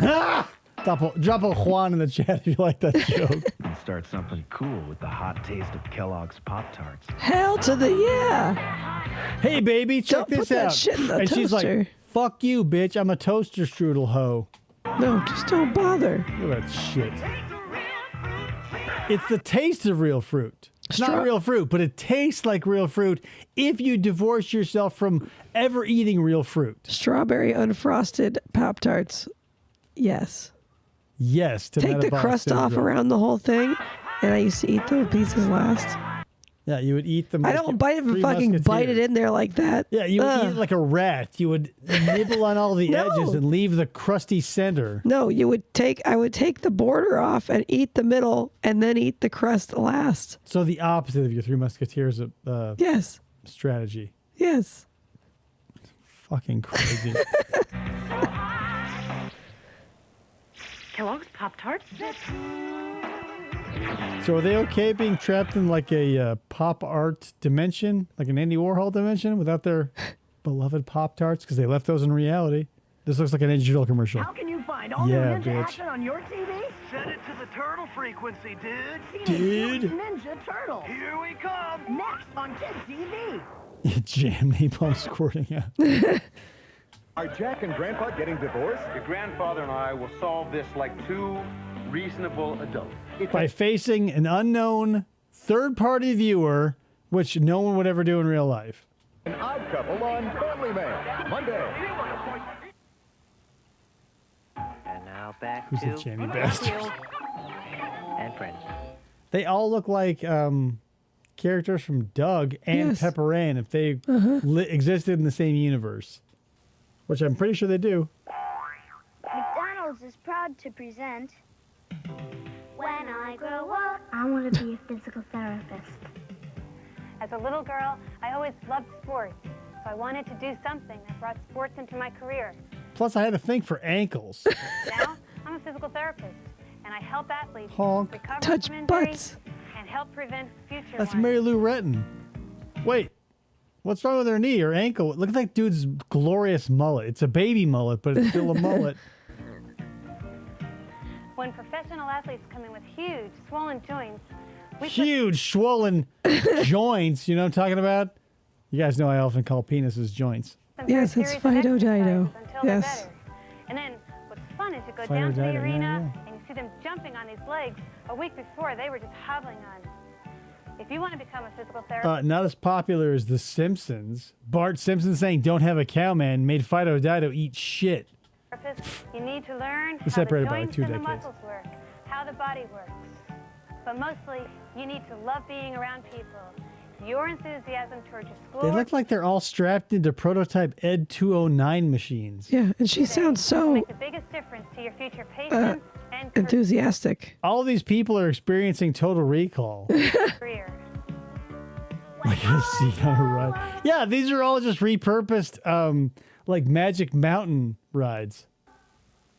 Cheerios proudly announces Oh, the 101 return of Dalmatians. classic 101 Dalmatians at a theater near you. Will the Dalmatians and their friends escape the clutches of the evil Cruella de Vil? The clutches? You can help them escape by playing the 101 Dalmatians maze game. It's one of 6, free, It's the type of toy you would receive after visiting the dentist. Yep.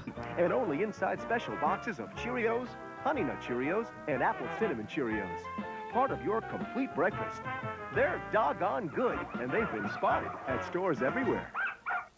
Frosted Cheerios, number 1. Honey Nut Cheerios, second. Number 1, instead of Frosted Cheerios, because who would eat that shit? Frosted. Frozen treats coming down the street. It's raining sprinkles. It's Mickey's parade. Mickey's Do you guys remember, maybe they still make them, but drumsticks? Classic. Yeah. Like, if you're a junk food connoisseur, I don't know if it gets better than a drumstick because it is an ice cream cone. It's like a dipped cone from Dairy Queen, but they'll put either cookies and cream in the, or like cookie bits in the chocolate, or cover it in peanuts. And then through the middle of the ice cream, like a butt plug through a freshly washed ass, there will be just a tube of fudge or caramel. Yeah. Jesus Christ. Yes, they are still a thing. I'm Yes. sure they are still a thing. They were, I mean, if you're dedicated to giving yourself type 2 diabetes, I can't think of a better way. Holy shit. Yeah, chocolate at the bottom, which is solid, but the chocolate that went throughout the ice cream was cold fudge, as they called it. Oh, Jesus. If I ever go off the rails and you see me balloon up to 300 pounds, you know I've given into the drumstick addiction. Yes, Ryan. I remember Millennials. Millennials. Yeah. We were a 9/11 Cheerios family.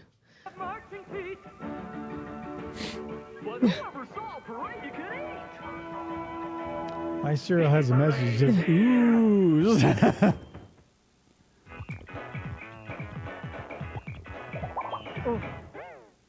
Perspective This joke. Is CBS. First, they found I it. wouldn't touch Adam. Then they tested it. Zero push. You're what? Then Like a hood ornament. they decided to try it. That guy. The guy who played the Rocketeer. I feel like I've seen him in other things as a character actor. And Let me see everywhere his face else. again. The Rocketeer. What else was he in? I feel like he was in an SVU episode. But everybody's been in an SVU episode. Rated PG. Now showing at a theater near you. Homemade drumsticks? Jesus, Ryan, what the fuck? The Challengers, weekdays at 10:30 on 6 WRGB. The turtles will return after these messages. Was that real ASL? To remind your parents that Tuesday is Kids Night at Pizza Hut, try magic. Where did I go? Well, it doesn't matter if the jetpack gets wet, right? If it's like a hydrogen fuel cell, it don't matter because it's going to put off water vapor as a byproduct. Wow! And if that doesn't work, call Cousin Norman. Making it great. Great white Urkel pushing Pizza Hut. He's America's new movie hero. He's the Rocketeer. And now at Pizza Hut, you can get a Rocketeer Kids Pizza Pack with a single topping personal pan pizza. And I gave zero fucking shits about the Rocketeer. Captain America, not J.D. Salinger, his son. What was his son's name? Something Salinger, who played Captain America in the 1994 Captain America, when they tied him to a rocket, and you guys have seen the 1994 Captain America, obviously, but the Red Skull ties him to a rocket, and it's aimed toward the White House, so he smashes the rocket with his feet and distorts the cone enough that it misses the White House and flies off to, like, the Arctic or whatever. He was in SVU, and he was also in TNG. Bingo. TNG? Yeah, he was Captain Thadian O'Connor. Listen, I've drank enough that, like, TNG came across as TMNT to me. Yeah, he was in TNG, but he was the guy. He was Ron. Yes. The girl, it's one of those episodes where you don't get closure, because the chick who was in A Knight's Tale with Heath Ledger was the victim. And he was like her professor or whatever. And he's like, oh, I got to move out of state. And like my daughter and yada, yada, yada. I fucking knew it was an SVU. A Rocketeer cup and helmet and a Rocketeer glider. All for $2.99 and only at Pizza Hut. I like it. Trumpets, like bugles. Wedding Day Midge is getting married. Cool. Best friend Barbie helps her dress. Does she look fab? Oh, yes. Well, she helps the rest and spends an awful lot of time staring, if you know what I mean. Wedding Day Midge, here's your big moment. Do you take Alan? Well, yeah, cornettos are from England, though. But cornettos are a little bit different, because the drumsticks were like a round scoop of ice cream on the top, where the cornettos were like flat tops. And we had ones that had flat tops though too here. Drumsticks weren't though. No. Drumsticks were always circular. But that's the thing, like the Cornetto trilogy for Simon Pegg, they were flat on top and were essentially I don't want to say a perfect triangle, but they were a triangle because they had a flat top and the different shape. Same basic thing though. Yes, you're right. Alan, Smash. Let me smash. You guys like that meme? Surprise! Her gown changes to a honeymoon outfit. Yeah, exactly. Cone throughout. Wedding Day Midge doll has a wedding gown that changes into a honeymoon outfit. Wedding Day Midge. Barbie can't get married. She's got to be a single lady about town. Midge? Yeah, get her ass married off, because, like, get her off the market. I'm the plain chocolate center. I'm a southern roasted peanut, roasted to a golden tan, and drenched in milk chocolate. Then we're both covered with thin candy shells, so there's no chocolate mess. I'm a southern peanut who deeply resents being turned brown. You know That's what I mean? before the green one was a lady. Yeah, when she became that sexy, sexy lady, all the Republicans got upset when they made her less sexy. Like, don't telegraph your perversions, Republicans. Like, they got all upset when she went from like a sexy, long eyelashed, heel wearing M&M to like a more conservatively designed M&M. Like, hey, you changed my sexual perversion preference in snack food. How dare you? I don't know if I would play that close to the vest. Maybe. How about that? Don't ever tell people you're a furry either. Just from me to you, don't do it. I can't believe how square you used to be. Yeah, the Southern Peanut voted against the great schools. Big and small. The milk chocolate melts in your mouth. Yeah, by this point, we're like 10, 20 years from the peanut butter M&Ms, which surpassed all M&Ms. 100%. Not in your hand. The zenith. Oh, do you think that the green M&M had a sex change? Had his peanut removed to become a lady? And that's why the Republicans got all mad about it? Yeah. Conservatives, rather. And now back to the turtles. Oh, great. FDO flip-flopping again. I go from liking you to hating you every show. Teenage Mutant Ninja Turtles will return after these messages. Stupid broken leg. When you need Fuck you, broken leg. I wish Ronald McDonald would show up. What he should have done is gone all like, weirdo like Bart in his Rear Window. Oh, with the binoculars? Pastiche. Well, he didn't have binoculars. Lisa gave him a telescope. She wanted the astronomy festival or whatever it was. Come on. Almond butter to peanut butter? God damn. I mean, almond butter's not bad, but I still prefer peanut butter. It is bad. Here's how it goes. Peanut butter, sunflower butter. Oh, yeah. Nutella. Almond butter. Nutella is not made of any sort of... Hazelnuts. No, it's 90% palm kernel oil and chocolate. Don't be like, Sure. oh, tell me, just scoop it onto your breakfast. You'll never get diabetes if you eat Nutella. Yeah, Nutella sucks. FDA, you're back in my good graces. God damn it. God damn it. Okay. I heard a woman scream. I can't do a lady scream. I can't do it now either. Damn it, Brick. He's like the Cat in the Hat. 11. Yeah. 12. People who eat Nutella are disgusting. I mean, I haven't had it in 10 years. Ready or not? I haven't had an RC Cola in 15 years. I still champion the underdog. People who don't like Nutella are just fucking... It's like, what are you? One of the stormtroopers? You make the decision to wake up and choose evil? Here I come. Who's your very own magical clown? Joey's World Tour. That means nothing to me. Yeah, that means nothing to me either. Like nobody else around. Let's go fishing. Bring the... Yeah, that's not what this kid wants. He wants like a modern day retelling of Punch and Judy. Oops. Yes, Ron is the one he loves. You fucking Vegemite people. Vegemite, Marmite, any ites that the Australians and the New Zealanders eat is disgusting. Having fun. It's a catfish. Oh, Joey's World. Okay, so I remember that guy. Yes, okay, thank you. What? Is he the guy who like wears the... No. I'm thinking of a different guy. Who's the guy who reviews fast food in the suit? Yeah, okay. Yeah, Joey's World, I never liked him. He had a weird arc, but the really... The skinny guy that wears the suit? Yeah, the real pale kid who... Yeah. I don't know, man.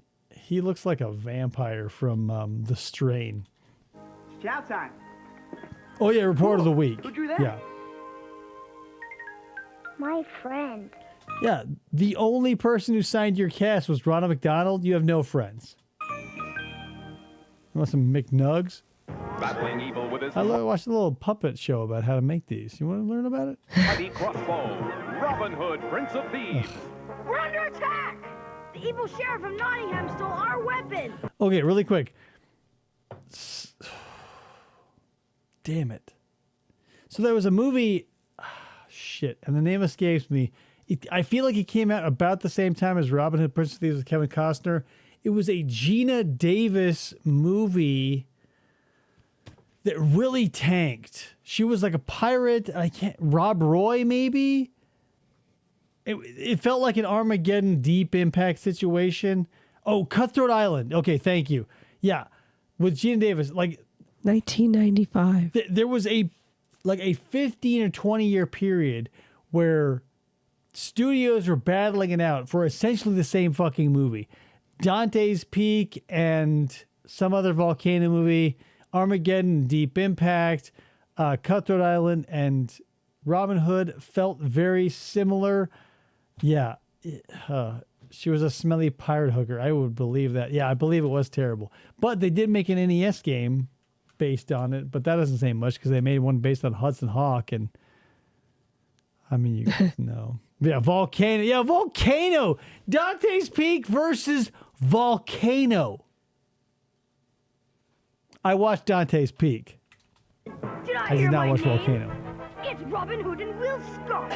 Dark Warrior, fire the bullet bomber! Look out! It should have been Robin Hood, Prince of Thieves, and Robin Hood Men in Tights. Fire the net Like head to head.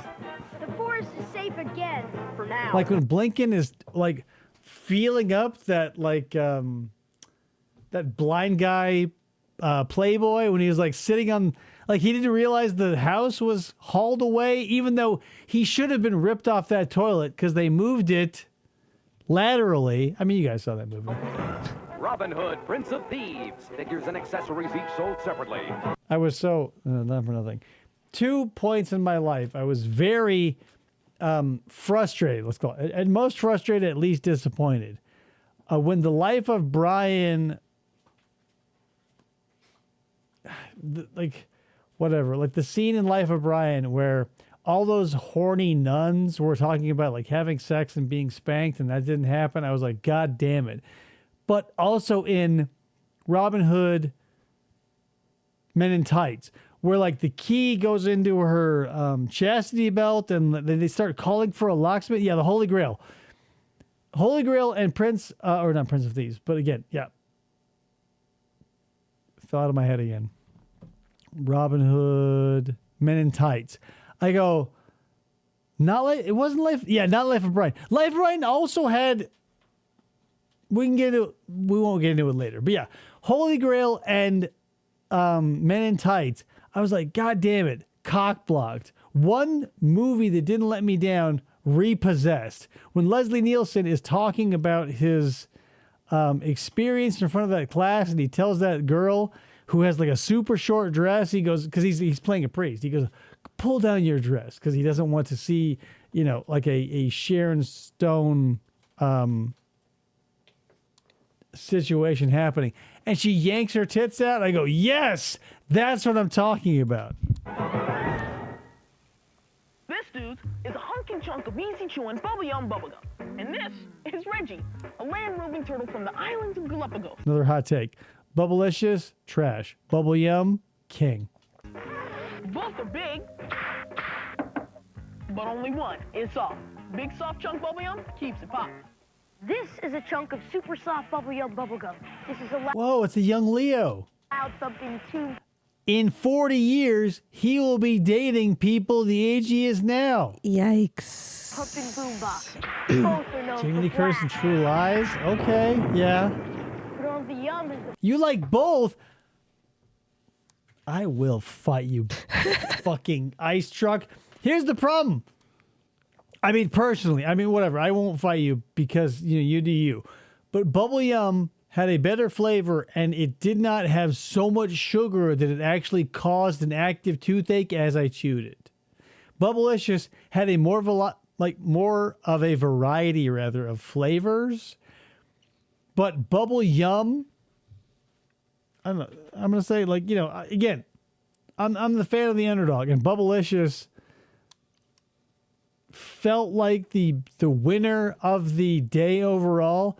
But Bubble Yum, I think to this day, last time I was walking through Target, Bubble Yum still has, their mascot is the duck with the pink punk spikes and the pierced, the septum piercing or whatever. Where's Bubblicious today? Ain't nowhere. What about Bubble Tape? Bubble Tape wasn't bad. Different variety. Yeah. It's a different genre. I didn't appreciate all the fucking powder on it, though.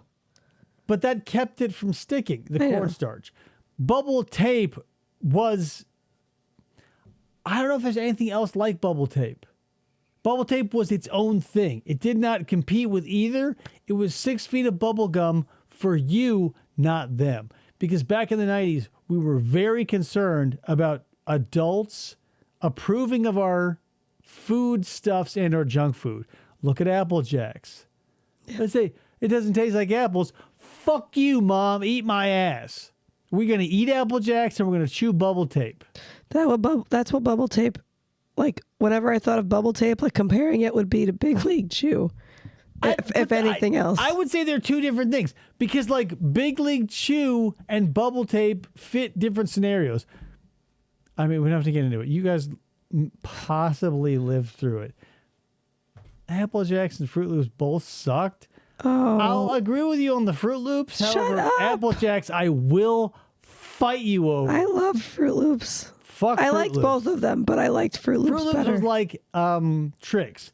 They would say... I didn't like Trix. It's like Trix would say we have lemon, lime, raspberry, whatever. All the fucking flavors. They all taste the same. Yes. That's how it works. Apple Jacks, they stuck to their own lane. They all taste Apple the same. cinnamon doesn't taste like apples. That's not what we like 'em, Mom.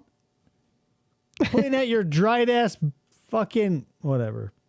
The fun that never blows out. Big mouth busting bubble yum. Keeps it popping. Go up! I'm Charles Carroll. Join us What the fuck?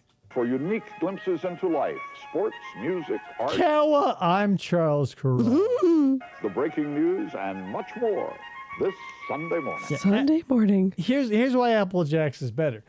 All of the loops in Apple Jacks tasted like whatever they were. Not apples, obviously, because the adults knew that. But Jack's. They tasted like Jacks. All of the Fruit Loops taste exactly the same. I don't agree. know if it's hello, Rachel. I don't care if you tasted a yellow Fruit Loop or a red Fruit Loop, a blue or a purple. They all tasted exactly the same. Yeah, I didn't. Which is why you liked Apple Jacks. They all tasted like Jacks. They don't taste like apples. That's not why we like them, Mom. And P.S. Pound Sand. Get your dry ass out of here. I like Captain Crunch. Let's Did not you bring like that up. Captain Crunch? Peanut butter Captain Crunch. Kids can be heroes too. When you call 911, the police comes and help you. You can learn how to save a life on Rescue 911 Tuesday. Wow, I love how they co-opted like a Ninja Turtles intro sounding theme.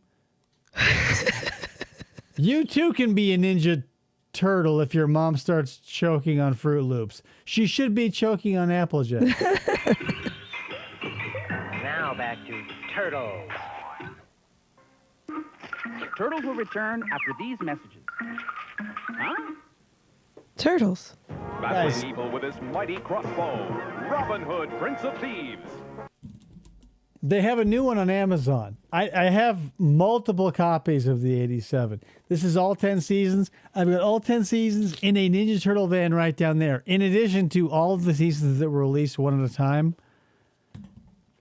Yeah, He's of not a course you have the hoarder at same all. box set.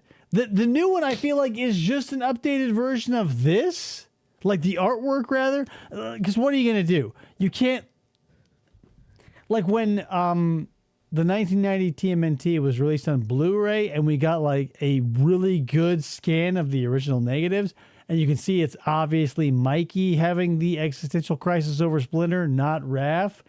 But like, I don't. You can't get any clearer than what we already have, because it was what it was. I've already got 3 versions of it.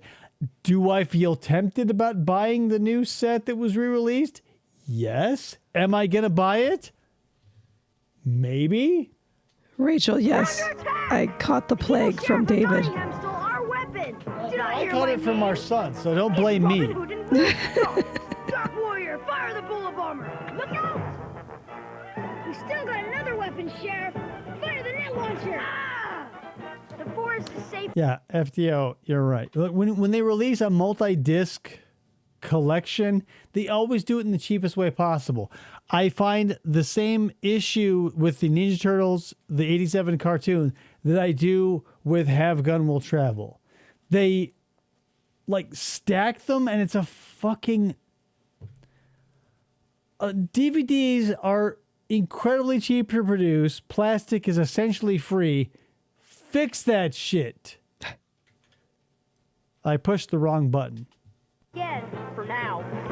Robin Hood, There Prince we of go. Thieves. Figures and accessories each sold separately. Did you guys not watch Dances with Wolves? The guy pisses himself and then shoots himself in the head. Kevin Costner is the common denominator there. Little pieces, masterpieces. I just pissed my pants. There's nothing anyone can do about it. And he splashes wine on the window. You guys watch Dances with Wolves. I know you did. Reese's pieces, head pieces, neck pieces, hair pieces, Reese's pieces, eye pieces, nose pieces, Reese's pieces. Okay, FDO, I don't hate Reese's Pieces. Even though you thought I would, I actually enjoy Reese's Pieces. I find the I wouldn't say it's real peanut butter. The simulated peanut butter in them somewhat enjoyable. I would eat them in a weird way, like Krista eats Three Musketeers in a weird way. Because what I would do is, not that anybody cares, but since Krista eats things weird and explains them, I'm going to tell you. I would take one of the Reese's Pieces, I would bite it in such a way that the candy shell of one side would come off. and then I would slurp the peanut butter out of the other half of the candy, eat the peanut butter, and then I'd be left with half of a candy shell. You're one of those weirdos. Oh my God. No, you're one of those weirdos. I'm a normal, well-adjusted human being who eats Reese's Pieces in a totally normal way. Dime pieces, center pieces, mantle pieces, Reese's pieces, chess pieces, gold pieces, silver pieces, Reese's pieces. I just love Reese's, period. I love these Pieces commercials because there are so many things that can be pieces. Reese-lingus. Yeah, I would perform Reese-lingus. Reese's lingus. Reese-lingus. Reese-lingus, Reese's lingus. Because the lingus belongs to Reese's. OMG, Brick. What? Brick says, do I tell Dave I hate peanuts and peanut butter? Actually, most nuts. What do you think about pistachios? Brick, listen to this really quickly.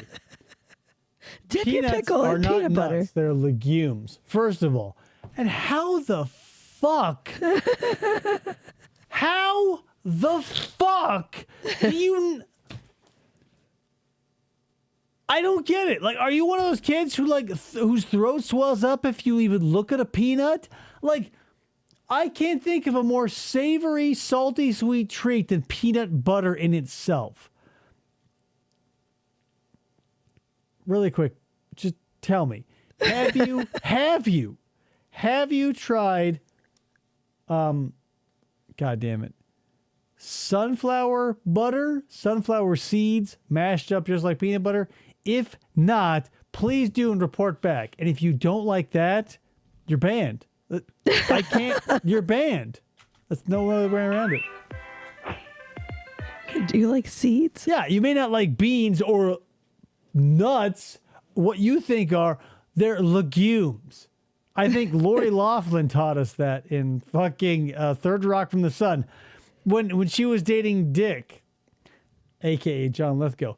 Peanuts aren't peas nor nuts, they're legumes. But sunflower butter is pretty good. Here, if we can come together on sunflower seed butter, this friendship might... Okay, thank God. You haven't had it yet. I will send you $6, 6 New Zealand dollars for you to get a jar of sunflower seed butter. But then again, man, if you don't like it... And you're not reading the right people. FDO's never had sunflower butter. You're going to send him $6 of New Zealand. It's not going to mean anything. This used to be full, you guys. It's gone now. You said, not yesterday. Sunflower seeds like yesterday are fine. And yes, I know they are legumes. Of course you know they're legumes. But don't say, I don't like most nuts. I don't like most nuts. Rachel. Nuts can eat an ass. Legumes, however, chef's kiss. I like pistachios. Fuck pistachios. Those are good. And cashews. Fuck pistachios. Fuck cashews. Rachel, I've never had chocolate-covered sunflower seeds. Have you? Oh, Jesus. No, but I can imagine. I eat sunflower seeds make some. on the reg. Here's the thing. He does. Go to the store, wherever your store that sells whatever. Sunflower seeds. No, it has to be like a Sprouts or a Whole Foods or raw. You're probably not going to find them. Get raw, no rubber. Do it raw. Get sunflower seeds with no rubber on them. Do this, because I did this. I don't do it anymore because I don't have the time, but I might get back into it now that I have the time. You don't have a job. Take your raw-ass sunflower seeds, spread them on a baking sheet or in a glass something. I don't know what Pyrex. Pyrex sheet. Red Frank's Red Hot, green Cholula. Mix them. Bake them for, it takes a while, possibly up to 2 hours. But mark it with a B. Put it in the... You'll never taste anything finer. They are pretty good. It's going to be like 2-to-1 ratio of Frank's Red Hot to green Cholula. But then roast them. Get a nice, I don't want to say char because that's not the wrong thing, but roast them to where the seeds are all the moisture, all the moistness from the sauces are gone. And you have a nice cooked, break them apart once they're dry, you'll never have anything fun. They are really good. Holy shit. I wish I had the time for it, and then we'll get back into it, but oh, fuck. Even raw ones. I like it raw. No rubber. I take my sunflower seeds, no rubber. No shell also. I used to eat the whole thing with the shell and everything. You're just asking for intestinal perforation. Don't listen to Krista. No, don't do what I did. Do what I say. I'm always right. If you can disprove it, I'll own up to it. But you won't be right, because I always am. Another Rocketeer commercial. He has the power of a guided missile. Yes, the shell enforces moderation. You're right. I don't want to get into this too deeply, but we're going to have to. It'll take some time. You need to develop this skill. But what I do is I take the raw sunflower seeds, a pinch, no more than 2 fingers and a thumb, under your tongue. Treat them as if they have shells. Move one up to the processing area of your mouth, aka the front teeth and or the back, at a time. As the others are being drenched in your saliva, they will not only become softer, but they will release a decent amount of flavor. And don't get me, I know that I just talked about like over salting stuff when I was visiting Canada. Sunflower seeds have a very distinct yet mild flavor, and that only is amplified by the addition of saliva. So by the time you put that in your mouth and start working them one at a time like you would as if they were dehulled or intact, the last one will be the perfect texture. I don't want to get into it. Guys, you already did, and I never knew that's how you ate them. Like, I just wondered if you just chewed them all at once. No, yeah. You put them under your tongue. You pull. Here's how I do it, right? While he's driving. While I'm driving. Boop. Just a little pinch. 2 fingers and a thumb. Under the tongue. You start with the broken ones, right? The ones that are split in half. The ones that were either laterally or bisected horizontally. You take care of those first. Then by the time you're done with those, you get into the whole seeds. They've already absorbed enough of your saliva, and the digestive enzymes present in your saliva have started breaking down the carbohydrates. So it's going to release a lot of flavor, but also, if they stay in there a while, a little bit of sweetness. If you watch Bill Nye the Science Guy, and that episode of Carbohydrates where he's like sucking on a dry pasta noodle for an exorbitant amount of time, and they basically speed through it, your saliva is going to break down the complex carbohydrates into simple ones. So the complex carbohydrates are going to be starchy, whereas the simple ones will be sweet, obviously, because that's what sugar is. Sucrose is a simple carbohydrate. They will be, I don't want to say they're sweet, but they will definitely be a more complex flavor the further you get into that pouch that you're keeping under your tongue. Because we're not hamsters, we're not squirrels. We don't have cheek pouches. God, do I wish we had them.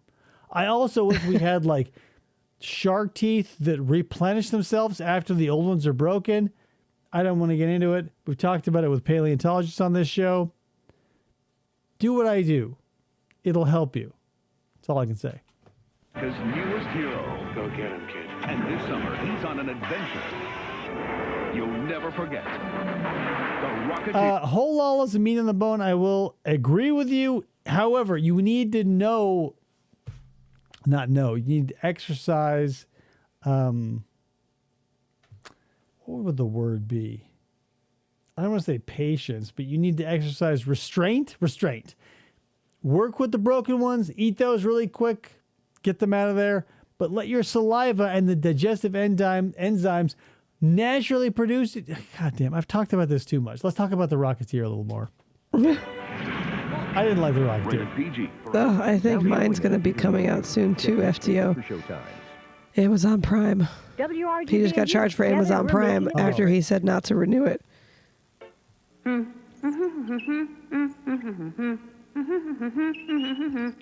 Sounds like our son humming.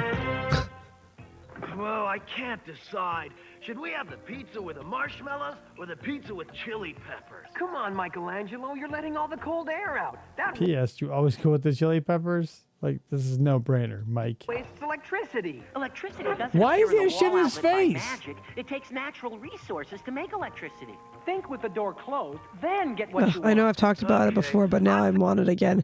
There was this pizza place we used to go to called Colony Grill, and we used to get hot oil pizza, which was I think it was a poblano pepper in the middle, maybe something else, but or Serrano or something. They put it in the middle and they'd cook it, and all the oil would go out onto the pizza. It was so fucking good. I mean, it doesn't take much to infuse oil with peppers. Like, I could do that. So do It'll happen. Plus, I mean, the pizza I make is second to none. Yeah, it is I don't really care who fucking you good. are. Eat my And ass. he if you ate think all the your pizza's leftovers better than today, mine. so I didn't even get any. Fuck yeah. You know, Kristen likes to savor things, a la leave them in the fridge until they're encrusted with mold. Yours truly, I like to eat them and savor them with my mouth and my digestive Under his tract. tongue like a sunflower seed. I don't like to savor them in a different room behind a stainless steel door in a cold environment. I like to eat them and savor them that way. I don't savor things until they're completely encrusted in ice crystals and freezer burn. I find that removes a little bit of the savory quality. I eat them with my mouth. We'll have broccoli. Broccoli? Just kidding, dudes. You gotta learn to keep your cool. Broccoli is one of the tastiest vegetables on the fucking planet. Yeah. Hey, mate, what do you do when you're surrounded by crocodiles? Matt? You run, You slide. you hit the bump and take a dive. I had this shit, dude. If you didn't have a slip and slide in the 90s, you weren't born in the 80s. That's all there is to it. Or your parents didn't want to have muddy yard. High spade. Wallaby. Wallaby. A dingo ate my slip and slide. Yeah. You slide. Take it down. Yeah. That's why we didn't have one. A mile. My dad never wanted a muddy yard. I'm going to tell you this. I don't know why. Instead of like swimsuits, sometimes we would set up the slip and slide and just go in our tidy whities or BVDs or whatever. We didn't have boxer shorts back then. But to get more speed, my little brother and I would open the gate of the backyard, run out to like the legitimate street, the tarmac, if you will, in our underwear, and run from the street, which was stupid because it wasn't a straight shot. You'd have to make a sharp 90-degree turn and lose all your speed. But we go from the street all the way there, through the street, up the driveway, through the backyard, down the dog run, and then turn left and hit the slip and slide. So like 90% of the speed was lost, so pointless. And I remember one time, it felt so weird. It was like out of a sitcom. In our underwear, my brother and I, in our little tiny BVDs, run out, do the thing, and I go to my brother, I can't believe we ran out there in our underwear. And like on cue, sitcom Three's Company style, our neighbors next door, Rita and Larry, great people, by the way. I hope they're still out there. Larry shows up and he goes, I can't either. And then walks in, just walks over to my parents and starts having a conversation. And like it happened so fast, I couldn't even be embarrassed. Like we were in our underwear, running through the yard, through the street. I can't believe we ran out there in our underwear. Larry says, I can't either. Hey, parents of Dave. And I was like, well, it's already happened. Went back out to the street, showed my tiny sack. Rock hard. It felt like rock sliding. Well, I mean, you couldn't help what was underneath because every slip and slide was nothing but 2 mils of plastic. Yeah. So you would have to put it on grass. The turtles will be back after these messages. Smile. I mean, even if you're an only child, Rachel, if your parents didn't get you a slip and slide, what the fuck? Did your friends have one? I'm an only child too, Rachel. Even if you didn't have one, someone must have had one. I mean, out here in Arizona, everybody who wasn't me was Mormon. So you had 10 plus kids. I don't think I ever went down a slip and slide. What a waste. And here's the thing. The child 5 of 6, goddamn. Parents are busy. When the slip and slide company, maybe it was Galoob or whoever, they tried to make it fancy with that little boogie board inflatable thing. That thing sucked. You needed skin on tarp action, because plastic or vinyl on vinyl or whatever it was didn't work as well. You needed just slick, hairless bodies, and don't get turned on by that, you perverts. Same, It's just- Rachel. you needed to be like skin on vinyl to get the most, because if you were, I don't know, a peak slip and slide performance was when you could get down, like let's say you had Crocodile Mile. The ultimate experience was if you were going fast enough that you went down the slide through the crocodile, what would you call that? Like the little strips into the pool. And if you had enough speed to like jump out of the pool and then get like nipple burn on the grass, that was peak. If you didn't get your nipples shaved off by like Bermuda grass, you weren't using it right. He doesn't have a slip and slide, but we don't have anywhere to put it. Yeah, our yard is not rocks. Yeah, like legit. Even if it was grass, you would have like 3 feet of running room. This is in the 90s. Like the big yards don't exist where we are. Testing, testing. Dishwashing liquid would work, but if it gets in your eyes, shit stings. And gotta have a great Nipple burn was Ryan's nickname in high school. Hell yeah, it was. meaningful. Ryan Nipple Burn Maxwell. Something that looks great on a jacket. Don't worry. How about noise pollution? How about moist pollution? That's what I heard too. Here's the thing, guys, not to tell you a quick story a la a Long story. A la an astronaut story. But I was in a band for a while, 15, 20 years ago. And we practiced every week, never played a single gig. But our singer's name was Hope. So Hope was the singer. Her uncle was our drummer. And so he floated the idea of our band being called Hope and the Red Strings. She immediately vetoed it, being like, obviously the correlation to tampons. I said, no, it's Hope and the Red Strings, because we shredded so hard that our fingers were bloody and the guitar and bass strings were just covered in blood. Yeah, you'd have to explain that. I did. I know, but to everybody. I said, Hope and the Red Strings, because we shred so hard, our fingers were bloody. She goes, no, it's tampons. Later, she invited me to a house party. I showed up. It wasn't a house party. It was her and her cousin. She showed me her ass, and I was like, this is awkward. She came out of the pool, and, like, she sunburned her ass. And I feel like that was the reason for the season to be like, check out my ass. It's sunburned. And I go, interesting. Was not attracted to her. Saw her ass, though. It's like 5 out of 10. Or trapped in small box. I'd ask what mine is, but I don't really want to know. It's definitely better than Hope's ass. Obviously, because Hope and the Red Strings, I have to say her name. I don't remember her last name. I go, I mean, I looked at it, obviously. But I was like, It wasn't a hard pass, for sure. It was a soft pass. I could have been talked into it. Never was. Don't worry. How about the chow hounds? Yeah, not bad. How about the tampons, right? How about the fresh dude? The fresh dude. Cool story, bro. Hell yeah, it's a cool story, Rachel. You want to hear another one about people showing their asses? Yeah, I got a lot of butt-related stories, and by a lot, I mean 2. It'd be rude not to look. I agree with Brick. Right. Because if someone says, hey, check out my ass, and if I looked away immediately, she would go like, hey, I'm offering you my ass. Good night, Ice Truck. Thank you for showing up. I appreciate you. Yeah, soft pass. Yeah, it could have been a hard pass, but it wasn't. It was a Some of soft. you like butt plugs.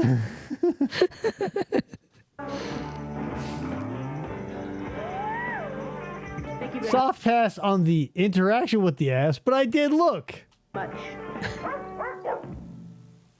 You know, it's like when you see someone driving a car and you go, okay, I'll look at it. I'm not going to buy one and drive it. Battling evil with his Oh my God, another Robin Hood fucking commercial. We're under attack! The evil sheriff of Nottingham stole our weapon! Did I hear my name?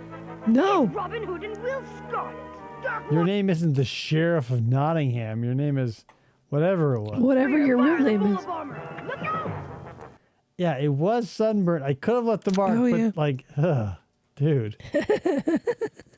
I don't know, man. Like, her ass was like wide but flat, and that was the problem. Still got another weapon, Sheriff. Fire the net launcher! Ah! The forest is safe again, for now. Robin Yeah, Hood, tell Prince us of another Thieves. sheriff. Figures and accessories each sold separately. Yo, class, zip those lips fast. Whoa, Proto Pepper In Ann. today's lesson, I'm addressing the 2 laws of new Ugh. Cheetos brand pause. 1, pause are made. Guys, it's the Cheetos brand pause. Very cool fun. Kate, please demonstrate. Totally. That's so fucking fun. She's eating them. Here's your trick. Now let's review Law 2. Only kid-sized claws can seize new paws. The cheese that goes... The law of the Cheeto. What? Crunch. At least they left him a whole bag to himself. Fucking Considerate. the cuckoo Cocoa Puffs cuckoo bird. He never got shit. Trix Rabbit, same. Better get back to the turtles. Yeah, we better. Teenage Mutant Ninja Turtles will return after these messages. Boing. New Dino Pebble cereal with marshmallows. Dino's a real rat, dude. Here's the thing. To me, I don't know about you guys. Marshmallows need to be squishy. Marshmallows in cereal are not that. I used to like Lucky Charms. Noted. Those marshmallows in cereal, including Lucky Charms, not squishy. I know. I liked them. Congratulations. Not marshmallows. I'm disagreeing with you. Just because you like them doesn't mean they were marshmallows. I mean, I don't That's see why the they point of weren't. it. Like, even the marshmallows in Cocoa were squishy. Like when they would, or, no, they never put marshmallows in like oatmeal because I'm thinking of like the dinosaur eggs, the teddy bears. No. But yeah, marshmallows need to be, and I guess, the marshmallows are hard in the cereal. And I guess that's by virtue of, because they were, even if they made them soft in the beginning, by the time they hit the public, they would be totally dried out because the cereal would suck out the moisture. Right. I don't know. Don't call them. You had to call them something, I realize, and you couldn't call them candy. I don't know why marshmallows is more like palatable to parents than just like, yeah, we put candy in your fucking kid's cereal, which is also like P.S. sweet enough to be a Snickers bar for breakfast. You can buy a whole tub of dried marshmallows at Costco. Yeah, another divorce brought to us by marshmallows. Doesn't know what fucking marshmallows are. Huh? Marshmallows need to be soft. Cereals doesn't contain marshmallows. Krista's argument, I like Lucky Charms. So they're not just dried marshmallows like The Mr. judge Yabo would saying? be banging his gavel in my court every fucking time. Every time we've ever had an argument, the judge would be on my side. I guarantee it.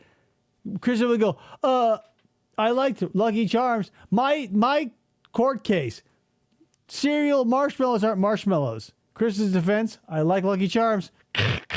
Ruling in the defendant, which is me, $100,000. Cereal, they got his attitude. Marshmallows is the Called Dino Marbits. purple, orange, red, green, vanilla flavored cereal. What a team! A little less marsh, a little more mellow. Dino, stop licking my face! New Dino Pebbles. Marshmallow Dino-licious. But if this nutritious... He couldn't say, Barney, my Dino Pebbles. The Dino. Marshmallow bits. Battling evil with his Still not marshmallows. I'll agree with the bits. Not marshmallows. mighty crossbow. Another Robin Hood, Prince of Thieves. Robin Hood commercial. They Evil loved it. sheriff of Nottingham stole our weapon. open. We're gonna have a Now hear my Rocketeers name. commercial next. It's Robin Hood and Will Scarlet. Dark Warrior. Two movies that totally, could not cash me outside. Robin Hood, Prince of Thieves, and The Rocketeer. Gave zero shits to this day. I can't believe we have to watch this shit. When did these commercials come out? 1991. Oh, so before the 1994 classic. Yeah, before the 1990 classic Alec Baldwin-led vehicle where he played a 1940s superhero, a.k.a. The Shadow. Guys, hold on a second. My laser disc is over there. But believe I'm you not me, getting it. I have a copy of the laser disc of The Shadow where he fights Genghis Khan's great-great-great-great-great-great-grandson. He makes an entire building in New York just disappear. And like the landowners who would be on the hook for multi-million-dollar tab, they go, oh, I guess we didn't have that much money or real estate. The dad from Alf, who, we see him smoking crack on video, plays a night watchman. It's such a fucking classic movie, you guys. 1930s? Okay. 30s, 40s. I was off by a single decade. Don't bust my ass, you banana eater. The forest is safe again. For now. Robin Hood, Prince of Thieves. Yeah, who knows what evil lurks in the heart of men? Peter Boyle. You guys seen that movie? Figures and accessories each sold separately. Big pieces, little pieces, masterpieces, Reese's pieces, head pieces, neck pieces, hair pieces, Reese's pieces, eye pieces, nose pieces, Reese's pieces, Nose pieces. Oh, Ryan. pieces, time pieces, center pieces, He mantle tagged you in this. chest pieces. Party? Oh, God damn it. You sycophant. If you're not in the Discord, you don't know what the fuck's going on. Silver pieces, Reese's pieces, the famous flavor of Reese's. That was worse than swearing, Ryan. What are you, a pervert? You know how much I feel about perverts.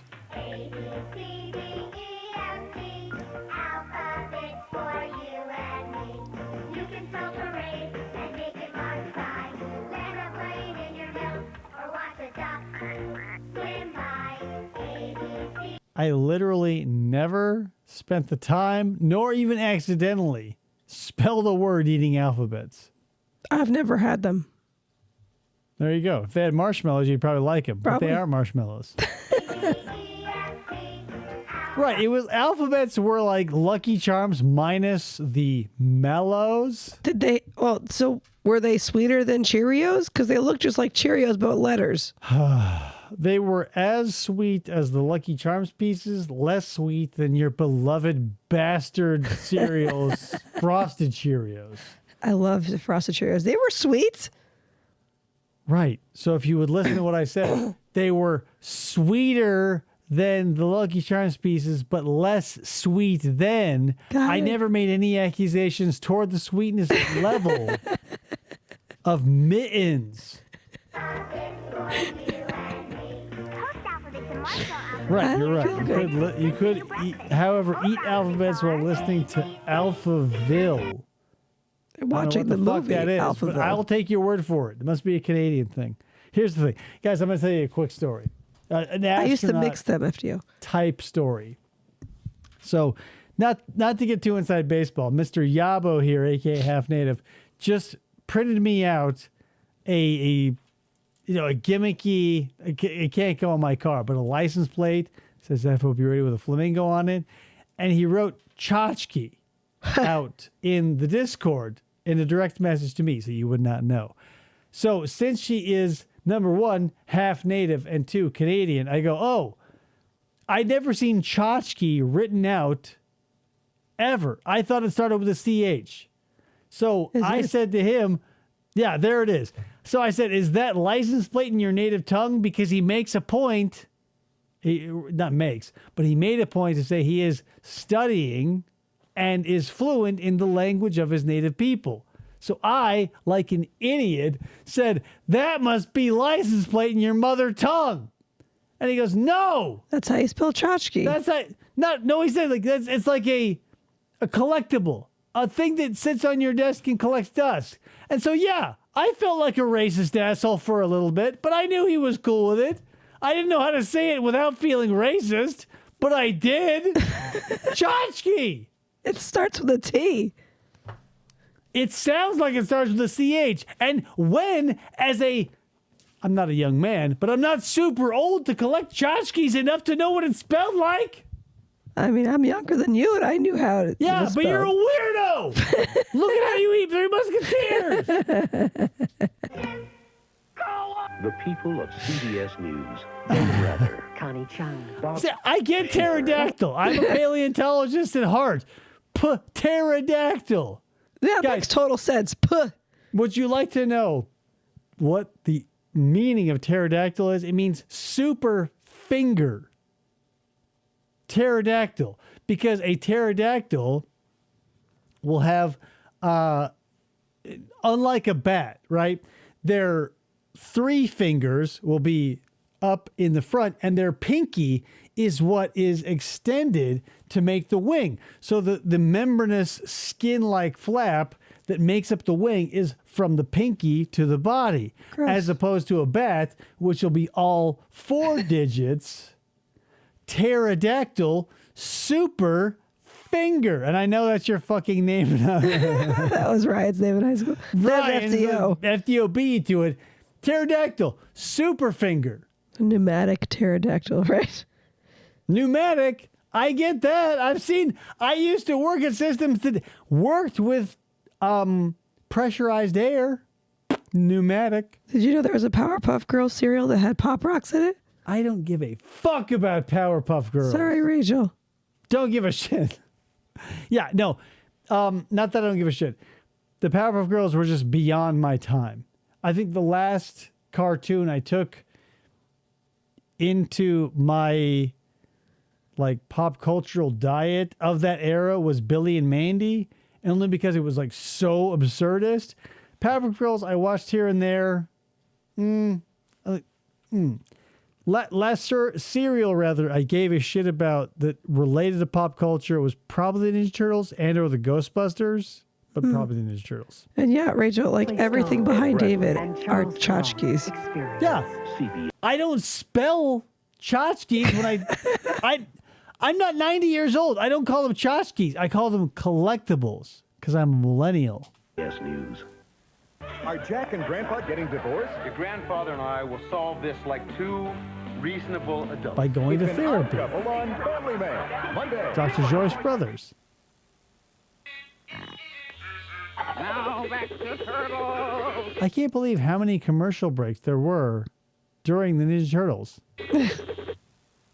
Almost 25 minutes worth. Parents that Tuesday is They're called collectibles. Try magic.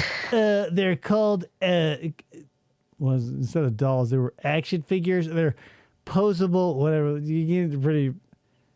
Yeah, they're action figures and collectibles. They're not dolls. They're not tchotchkes. Where's your inhaler? I'm a man, damn it. All I did was enter my name. Thrill House. Action figurines. And if that doesn't work, Figurines. call Actually figures. Well, actually. As in Norman. Goddamn white Urkel. He's America's Thrill new House. movie hero. Yeah. He's the Rocketeer. And now Thrill House. Buy me Bone Storm or go to hell. Tchotchkes. at Pizza Hut, you can get a Rocketeer Kids Pizza Pack with a single-topping personal pan pizza, a Rocketeer cup and helmet, and a Rocketeer glider. All for $2.99 and only at Pizza Hut. $2.99 for a pizza and all that plastic garbage? Chester Cheetah here with 2. I don't know, man. Ask FDO. He's the one who cut these together. Any problems? He just found it. He didn't cut anything together. Send all complaints to fdo@gmail.lame. No, just kidding. How do you feel about the Rocketeer? Here's the thing. I don't like First,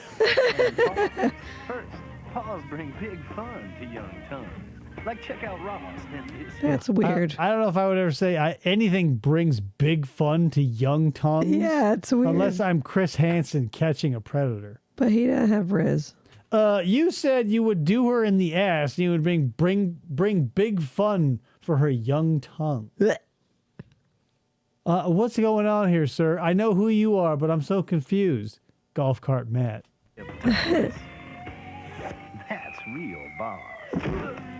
I know, I'm not as much shit as I want to give you about a lot of things, FDO. The one thing I can't give you shit about is the commercial comps. Your banana sycophantism I will get into later, but I appreciate the cutting of the commercials. Ooh, let's do Law 2. When filling your jaws with carbs, it's only fair to share. So put her there, Claire. New Cheetos Paws. And he pushed that tire. He's no... I've had 8 bananas. And Oh my gosh. That's a lot of potassium. 164 slices of American banana. 1. Crunch. I think I'm blind. I think I'm blind. Hey. I mean, I This appreciate all the is turtles CBS. interstitials. If nothing else. Have macaroni and cheese. There's one thing you will find. You can't To the Canadians, it's craft dinner. But if you're eating that for dinner, spoiler alert, you're poor. get it off your mind. Because when the cheese starts flowing, Kraft, get your noodle going. Does this predate the cheese dinosaur? Looking at Planet Zigaroni. Yeah. It sounds great on the ferry. Or when you're all alone, it's got Whoa, that kid looks like Wings Hauser, R.I.P. One love. macaroni. I remember this commercial. When the cheese starts flowing. Moo. Moo. I love the postmodernist shit of the 90s was so perfect. Gets your noodle going. Remember, the AC Pour a Yankees 40 for play the home. tonight. Yeah, fucking Wings Hauser. Like Jameson said, he knew how to pay a bill. 38 special. And he flushed him down the toilet. At Heritage Park. Yankees.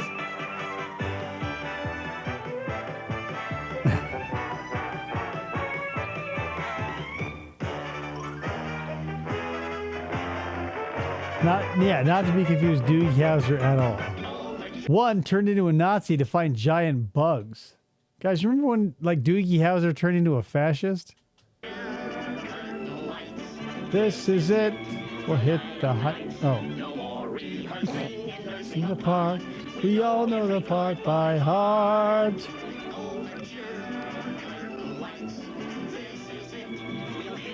You'll hit the heights. We'll hit with the show. This is it. God damn. Kraft also makes peanut butter in Canada. Ew. It's the number one peanut butter there. Kraft is one of those mega food corporations. Yeah. So, like, you could say, well, Kraft like makes Heinz. fill in the blank. And I'd go, yeah, obviously.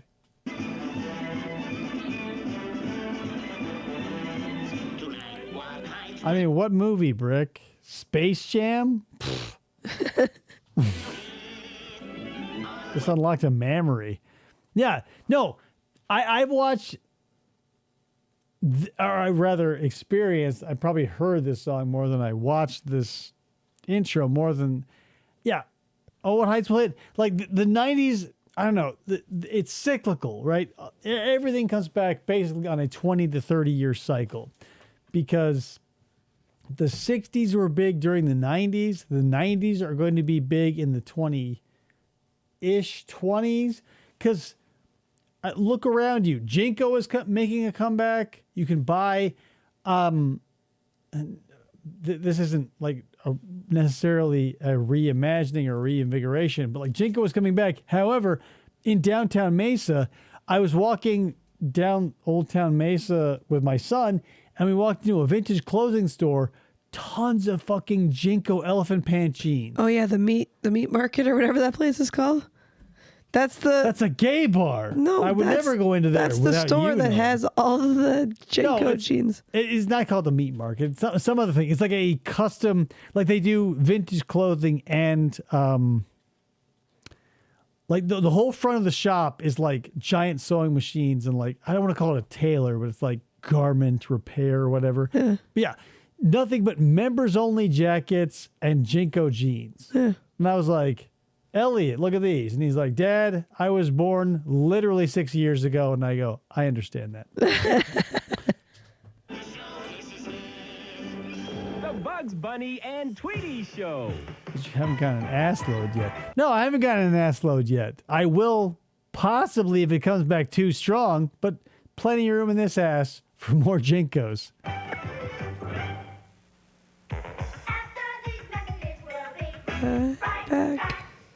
Where's the Ronald claymation? McDonald conducts the Beethoven Symphony.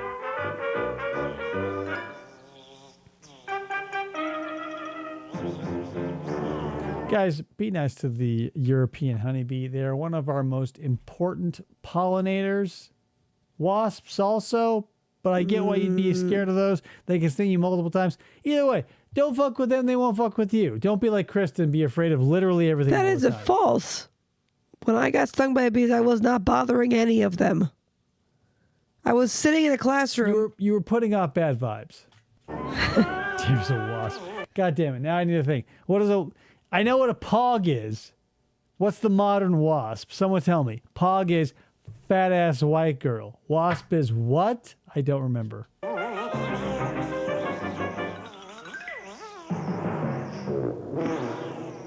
White Anglo-Saxon Protestant. Oh, I'm definitely not that. If anything, I'm a Lutheran. I'm not even that. Rubble, rubble, guys, we were talking about it earlier.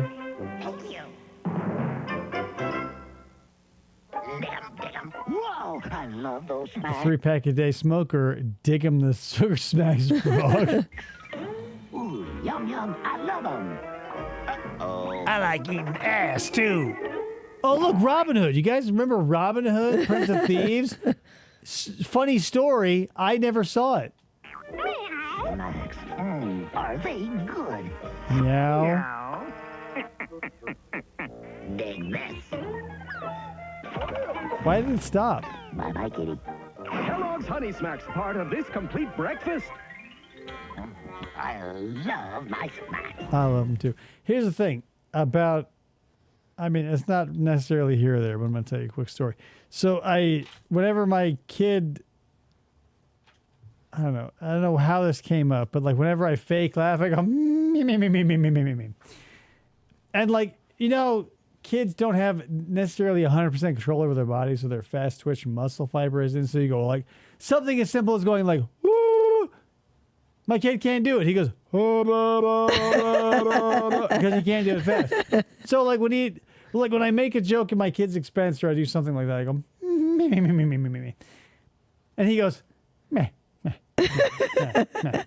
He just can't do it fast. He's getting faster at like the turkey sound, like the he still can't do the funny laugh. Anyway, that's the last story of the night. I appreciate you guys showing up. I hope you learned a little something about the toxicity of corporate culture as it as it relates to Mickey D's. I hope you learned a little bit about Robin Hood, Men in Tights. And the Rocketeer. But mostly about Prince of Thieves. I talked a little bit about Men in Tights. And I hope you guys love the Rocketeer. I will post the... Let me go ahead and do that now while I'm thinking about it. If you would like to enjoy the Gary Busey in my backyard song for yourself, I will definitely put that into the Discord. I've got 2 versions, and I will put them both there. I am doing that now. One wasn't as good. I tried to change the spelling of Gary Busey to make the AI say it right. Didn't necessarily work out, but please enjoy that. I hope you enjoyed the show, and I hope we can see you on the next episode. If I can't get Krista with my whip and chains to edit the raw footage of the next interrogation, we'll be either doing Scott Nelson next as far as the true crime goes, but if we can get the I think her name was Susan Lawrence. Yeah. Susan is her first name. Tracy? Susan? Susan Lawrence. Yeah. That'll be coming up as well. Please and thank you. I appreciate that. Definitely Scott Nelson is on the horizon. If it not before or after Susan Lawrence. Both super tragic and also mostly disgusting. We'll get into it when the time is right. Thank you so much. I appreciate you celebrating this last day of my, what would you call it? I'm not like a wage slave, but I guess I kind of was. Now I'm working for myself. Thank you so much, guys. Appreciate you. We'll see you on the next episode of FFOP Radio. And smell you later. Bye. No,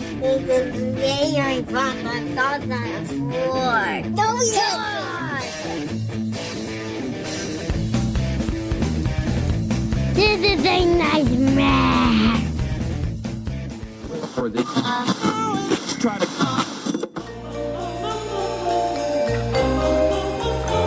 Shut the fuck up. Podcasts Radio. Be a man.